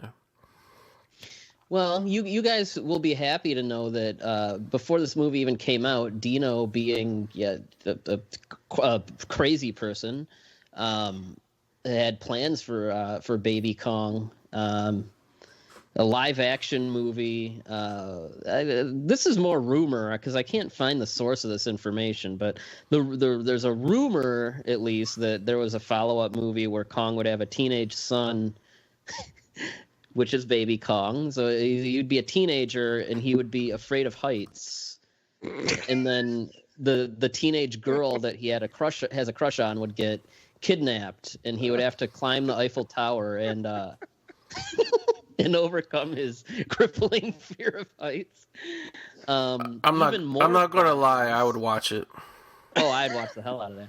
Even crazier, and this came closer to happening, was Dino struck a deal with Filmation, who, you know, in the 80s did like every action cartoon, He-Man and all that, for Kid Kong, which would be a Saturday morning cartoon about Baby Kong, who would be human size, and for some reason, I could not find an explanation, he would have the ability to either turn giant or shrink down to like the size of a mouse. And Dino and some of the producers wanted him to go to different planets, so he'd go to like an ice planet or a jungle planet. They also wanted him to shoot lasers out of his eyes and turn invisible. Of course. He's born with X-Men powers.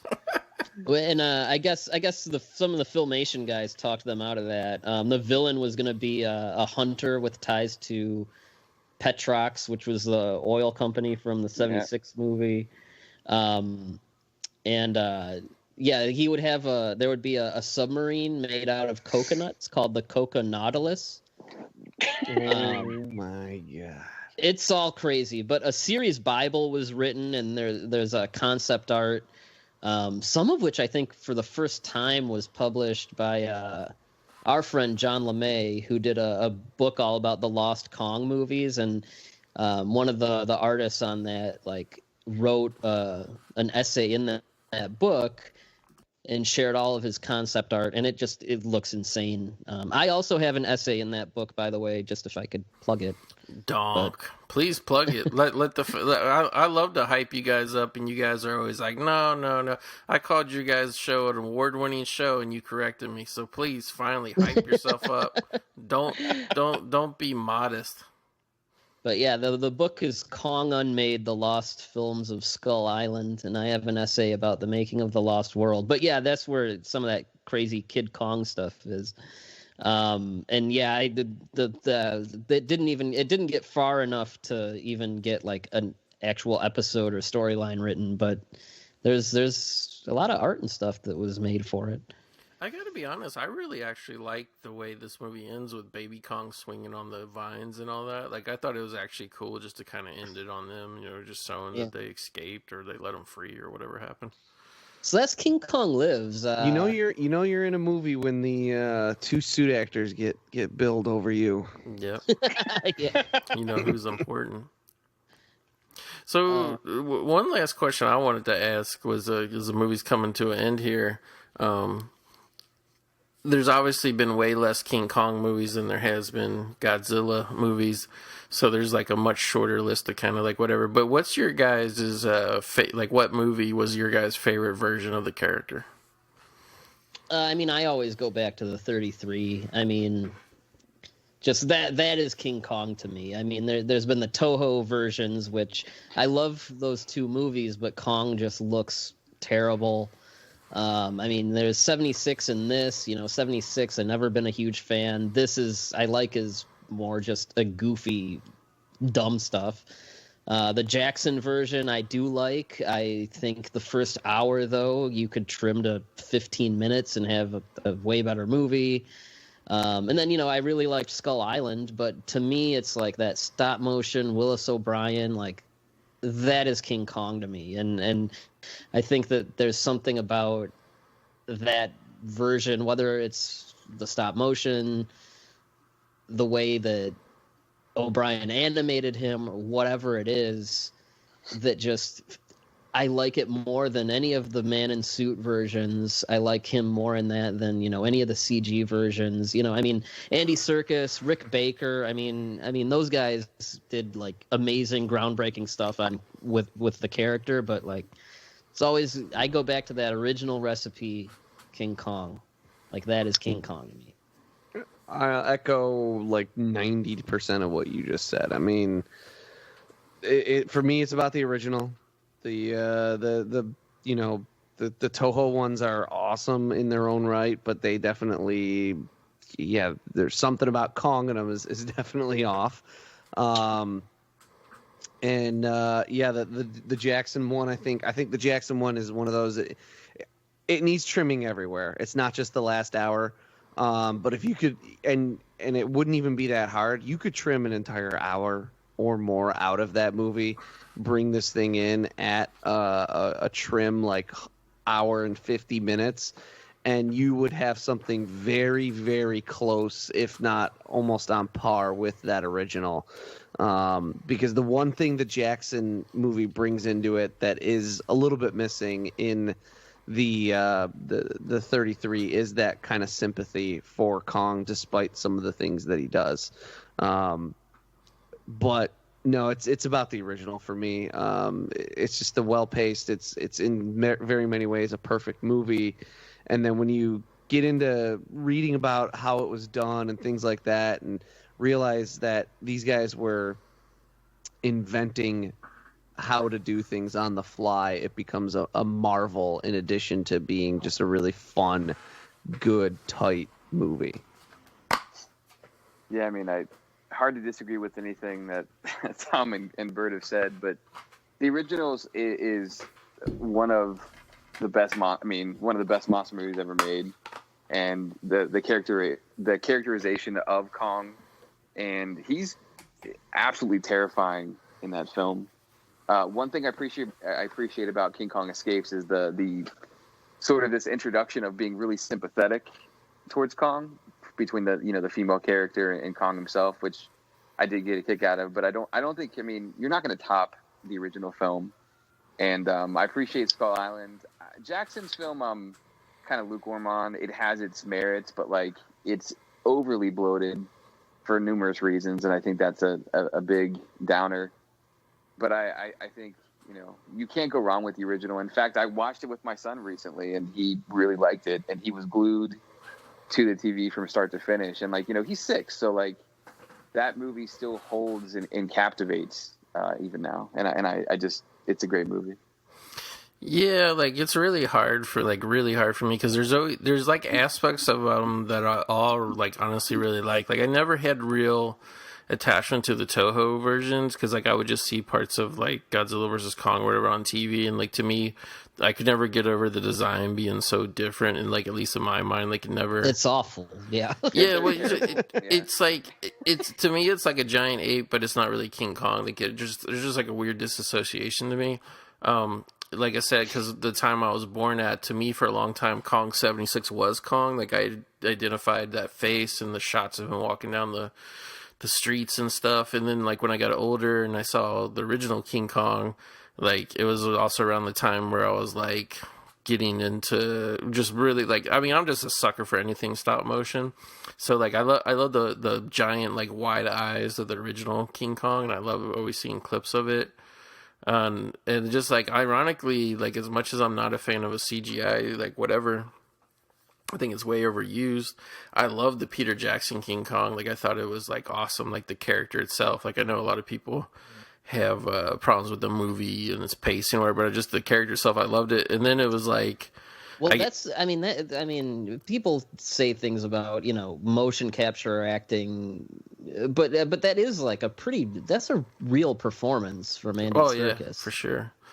And just the scene where he snapped the T-Rex jaw, like that blew me away in the theater. Like to the point, as long as that movie is, like I went back to see it a second time in the theater. And but I gotta say, like this totally could be just the latest and greatest, whatever, leaving an impression on me. But like I guess maybe not having high expectations of it or something. Like I was really blown away by the way Kong was portrayed in Skull Island. Like I was like, it's only like whatever 10 something years, 10 or 12 years after the period. Like how is it going to be different at all? And it's Skull Island. But like there's something about the Skull Island Kong. Like I love his body gestures and like the way he walks and shit. And like, I don't know, like that's why I'm really looking forward to the new movie, just to see that version of it again. But yeah, so like in a weird way, I think maybe Skull Island is my favorite Kong. But it's hard to say because like I love them all so much. I mean, the only one I really don't have much of an affinity for is King Kong Lives, and I like King Kong Lives. Like it very much could have been just me going in with the lowest of expectations, always hearing how shitty this movie was for 20 something years. But like this is actually a fun ride. Like other than like the movie kind of losing its storytelling focus a little bit and a little hokey things here and there. Well, like, I knee this would be kind of up your alley because it combines the absurdity of like a Japanese kaiju movie with like that kind of almost sleazy, grindhousey exploitation of like an 80s action movie. And like those are two things that I think come together better than anyone probably gives this movie credit for. Yeah. And I knew that's why when you said you never saw this, it's like this is like a movie from your generation. Yeah. That combines all these like tropes and stuff that you're into. Yeah, like I'm not gonna lie, other than maybe if I would have caught a few minutes of it here on TV or there, like I don't know if it was just lack of interest in me or what, but like I just don't ever remember coming across this movie. And like even in video stores, I don't ever remember like seeing King Kong Lives on the shelf and be like, oh, like that piece of shit, I won't watch that. Like it was never anything like that at all. It just was a movie that came out and kind of got bad reviews, and like I honestly don't even really remember it being in the theater, which is saying a lot because like we would go every single week to the theater to see anything we could. So like there must have been other shit out at the time or something, because I mean I was definitely getting taken to see movies at the time this came out, and this thing just stayed off my radar forever. Like I want to say like I probably almost completely forgot about the movie until the big hit thing kind of Mm-hmm. Yeah. Speaking of fun rides, I lied. My favorite version of King Kong is Kongfrontation, the old Universal Studios movie ride. That was the best. It's actually I wish I would have known, but then again I was probably an adult when it all got ripped apart, so I probably was too broke at the time. But I wish I could have gone, and like that and the Jaws ride were my favorites. I rode them over and over, and like I got to go when I was about 17 years old, and like I wish I would have known or gotten a second chance to visit the park and see all that before it all got destroyed. They have a Kong. I mean, like they still have a Kong ride, but it's one of those like 4D whatever that is. I hate anything like I'm all about theme parks and everything, but I hate anything that heavily relies on video screens, you know what I mean? Yeah. But yeah, I hopefully people will hear me out. Like, I don't think any of us are gonna come out and say this is like a good movie, but no, I mean, but it's not the worst either, though. Well, yeah, no, hear me, especially like giant monster fans, like who can watch like the most absurd Ultraman whatever, and then like, oh, King Kong with a heart transplant, pfft. Like, just listen to me. Like, I think everyone is, but especially like the kaiju fan base, I think this movie is due for rediscovery and reevaluation. Just again, like I just said a minute ago, it's a Japanese monster movie wrapped up in an 80s American kind of B movie, grindhouse movie. Go in with that frame of mind, and I mean, there are so many worse movies that people love. And like you said, like this definitely is not a flawless film by any stretch of imagination, but like I think this is totally a movie where it's like buy the ticket, take the ride. It's like, if you're gonna put this movie on, you're signing up for King Kong 2. It's like, I'll be honest, like as hokey as the heart transplant shit is, I mean, I actually kind of liked it, but like I appreciate the time when a sequel had to be a sequel to a movie and not just like, here's the title, come pay us money to watch it. Because like the fact that they will sit here, and I'm not shitting you, in this movie spend more time explaining how King Kong lives than Star Wars will be like, oh, Palpatine is alive, we don't know how, Somehow he came back. Yeah, like come on, dude. It's like whatever low budget, whatever like shitty level you want to put King Kong lives on, at least the storytellers respected the audience enough to be like, well, okay, we're bringing this character back from the dead. We owe the fans an explanation, at least, The yeah. I mean, it's unfortunate that this movie just never had a good reputation, and it flopped. And in Japan, it flopped too. And in fact, this movie bombing in Japan stalled the Godzilla 84 sequel for a number of years. But there were 2 video games for it, though, in Japan. And Noriyoshi Orai did an awesome poster for it. He did a lot of the best Godzilla posters and a lot of the best Star Wars posters. You might not know the name, but I bet you've seen the guy's Star Wars stuff. But Probably. Yeah, he did an awesome poster for it.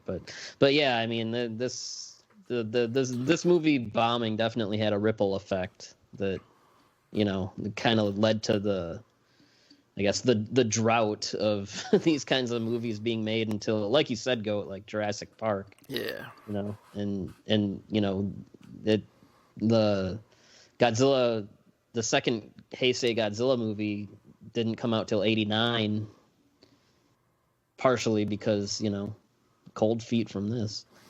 Yeah, and like I totally get it. Like, I mean, if you're seeing a pattern of certain similar films aren't making money, and other than like the originals, like the original King Kong, the original Gojira, like they all came from an idea to make a movie, and then it's like the money, whatever, created the remakes and the sequels and whatever. It's like, so like I get it. Like you're not going to like throw money down the toilet if you think people don't want this type of film anymore. But, like, in a weird way, as flawed as the movie system is now, like, at least they're like, hey, even if it was 40 years ago, this made money, we can revive it, you know what I mean? So, like, I kind of feel like both King Kong and Godzilla, like, they'll literally exist in some form until we die. And, like, there's always that, there's always that, and you guys know this because you guys are fans of all this stuff, but there's always that death rattle when the current franchise is ending, and it's like, this is the last one forever. Yeah, no, it's not. we're moving ahead in time. Movie going is so sophisticated now. It's like, oh, really? Is it really? Yeah. There's always like the longest break for Godzilla was 10 years, and the longest break for Kong was probably 86. Yeah, probably this to Jackson. Yeah, it was. But yeah, I mean, it's also one of those things when like the new one bombs, everyone's like, we gotta go see it 100 times. We gotta support it, and it's like, guys, they're gonna be making these until long after we're dead. Godzilla and Kong ain't going nowhere.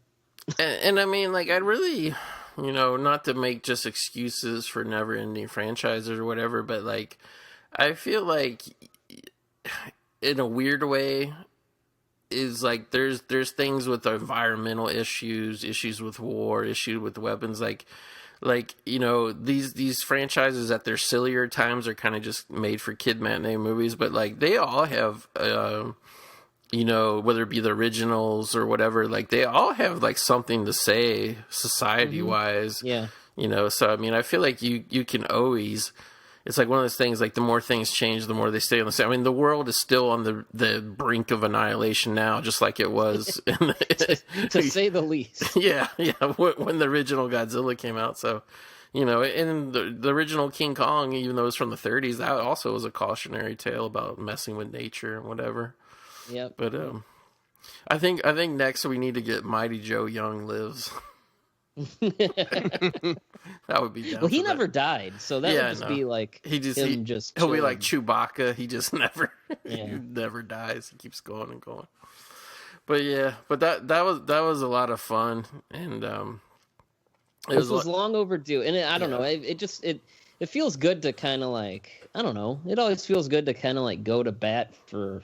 Oh yeah, I mean, a movie like this that is an underdog to say the least. That's literally the whole reason why this podcast exists. Like, and you know, and it's like I feel like, because it's kind of weird too, because some of our most popular episodes, weirdly enough, are the movies that nobody gave a shit about when they were released. Like, for example, and this kind of blew my mind, I looked a couple weeks ago, our most downloaded episode of 2020 was an episode I did about the Poughkeepsie tapes, a film that wasn't even released. So, like... Didn't that, like, only, like, technically get actually released, like, within the last, like, 5 years? Yeah. Or something? Yeah, exactly. Yeah, so, I mean, that just goes to show you, like, how you said, like... You go to bat for the underdogs, and sometimes that's what you know. Because let's be honest, there's a million movie podcasts and movie podcasts that will tell you what's going on in films today and all that. But I think a big part of at least what we do is, and what you guys do too, because you guys cover mostly historical things, is we kind of fish in that audience that's like with us. We're like, you know, they not just for nostalgia purposes, but like they want to hear stuff, get a second look, get a second chance, because, you know, as much as audiences get it right the first time and they make something like Star Wars, you know, a phenomenon, all that, there's also like a lot of cool shit that just slips through the fingers, you know? Yeah, definitely.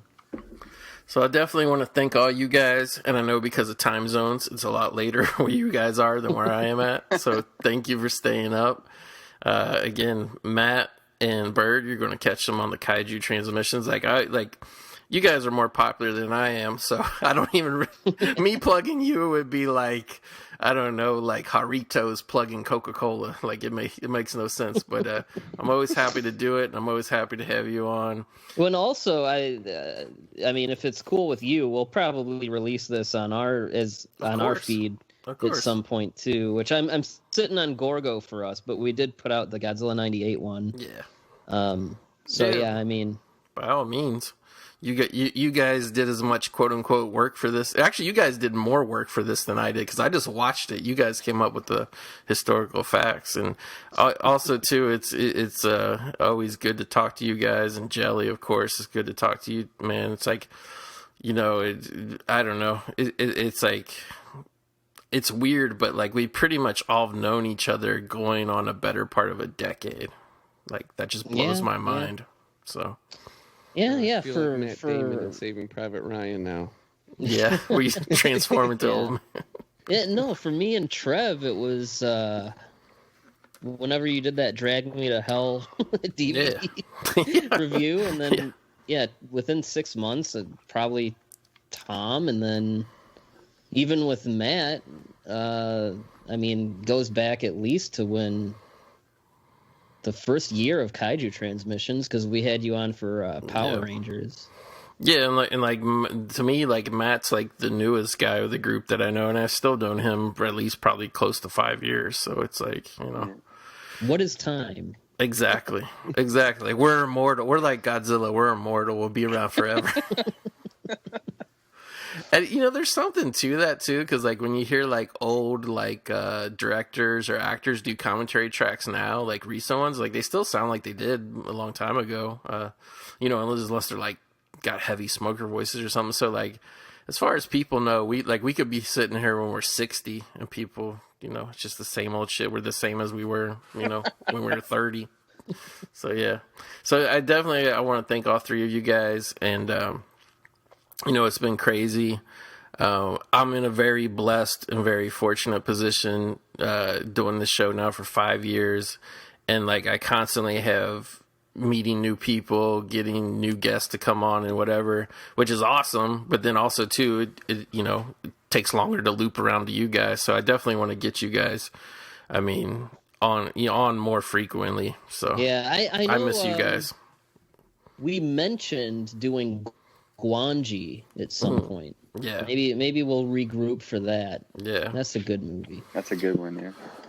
And obviously too, we can do some non-kaiju shit because oh yeah, I mean, one of my favorite episodes ever, and I'll be honest, I was kind of shocked that it was like not that hot of a download, but one of my favorite episodes we've done in the last 5 years was the big hit. So yeah, I had a great time doing Pieces. Oh, Pieces is awesome with you and Trev. Yeah. So. That might have been one of the craziest episodes we ever did, just because the movie was so whacked out. But yeah. The Pieces is crazy, man. I know, but yeah, it's easy to lose track of time because there's episodes I think that I did like 7 or 8 months ago, and I look at the list, I'm like, damn, that was 2 years ago. So yeah, so by all means, I got to do a better job keeping in touch with you guys and everything. But it's just it's good. It's almost like like the old gang is back together type thing doing this episode, and I appreciate all you guys taking the time to do it and doing it for such a wild movie. And we like the listeners. I hate to be like that one fan listener who's like they probably love King Kong Lives, and we mentioned it like 2 or 3 years ago, and they got their hopes up, and they might be cursing us and like, oh, now you want to do it? I've been waiting for 2 years. Now you want to come crawling back with your King Kong Lives bullshit? It was worth the wait. It was worth the wait. I think it was. No, it was a good. I mean, it also like Matt said. I mean, we haven't podcasted since November, maybe. Before that, yeah, since it was mid October. Yeah, and so I mean, it's just been hectic with COVID and all the holidays and work and all that stuff, and so like to come out of retirement and talk about King Kong Lives. No, I come totally off a hiatus with such a bonkers movie is kind of just what the doctor ordered kind of thing. It's a nice way to use it. So anyway, Matt, Byrd, Jelli, thank you guys so much. It was so awesome to talk to you again. And yeah, everybody, obviously, if you like kaijus, you're gonna go check out Kaiju Transmissions. If you're a Kaiju Transmissions listener who's migrating over to see your favorite whatevers, I hope you guys stick around because we talk about a lot of old movies on here. So yeah, and you have Trev on quite a bit. That's another thing too, is and I mean, even like the real old schoolers will know me and Trev from If It Bleeds, but exactly. But Trev does a good solid amount of Kaiju Transmission spots every year. So I mean, if anyone's coming from us to Movie Graveyard and you like Trev, I mean, he's on here all the time. Yeah, he is. So I mean, definitely. And then, I don't know. It's cool that we have this family that we can continuously cross over. And, and it might take a little while because I got some films I got to procure. So any Trev fans out there listening, we got a hot episode coming up real soon with Trev. I think you're going to like it. But, yeah. So, everybody, thanks for joining us. Let's get excited. We can't stand in the lines and be with the crowds and everything for Godzilla vs. Kong, but let's fire up our shitty Roku boxes. let's pop the popcorn. Let's get wait 5 minutes for it to buffer and then go into this blurry YouTube look and then clear up and and let's just blow it out. Blow your speakers out when you're watching King Kong. Just do it big. We'll do our best to keep them as fans, keep the momentum going. But anyway, guys, thanks for joining me. Everybody else, thank you for listening. Always a pleasure. Awesome, and we can see you guys back here soon in the Movie Graveyard. See you.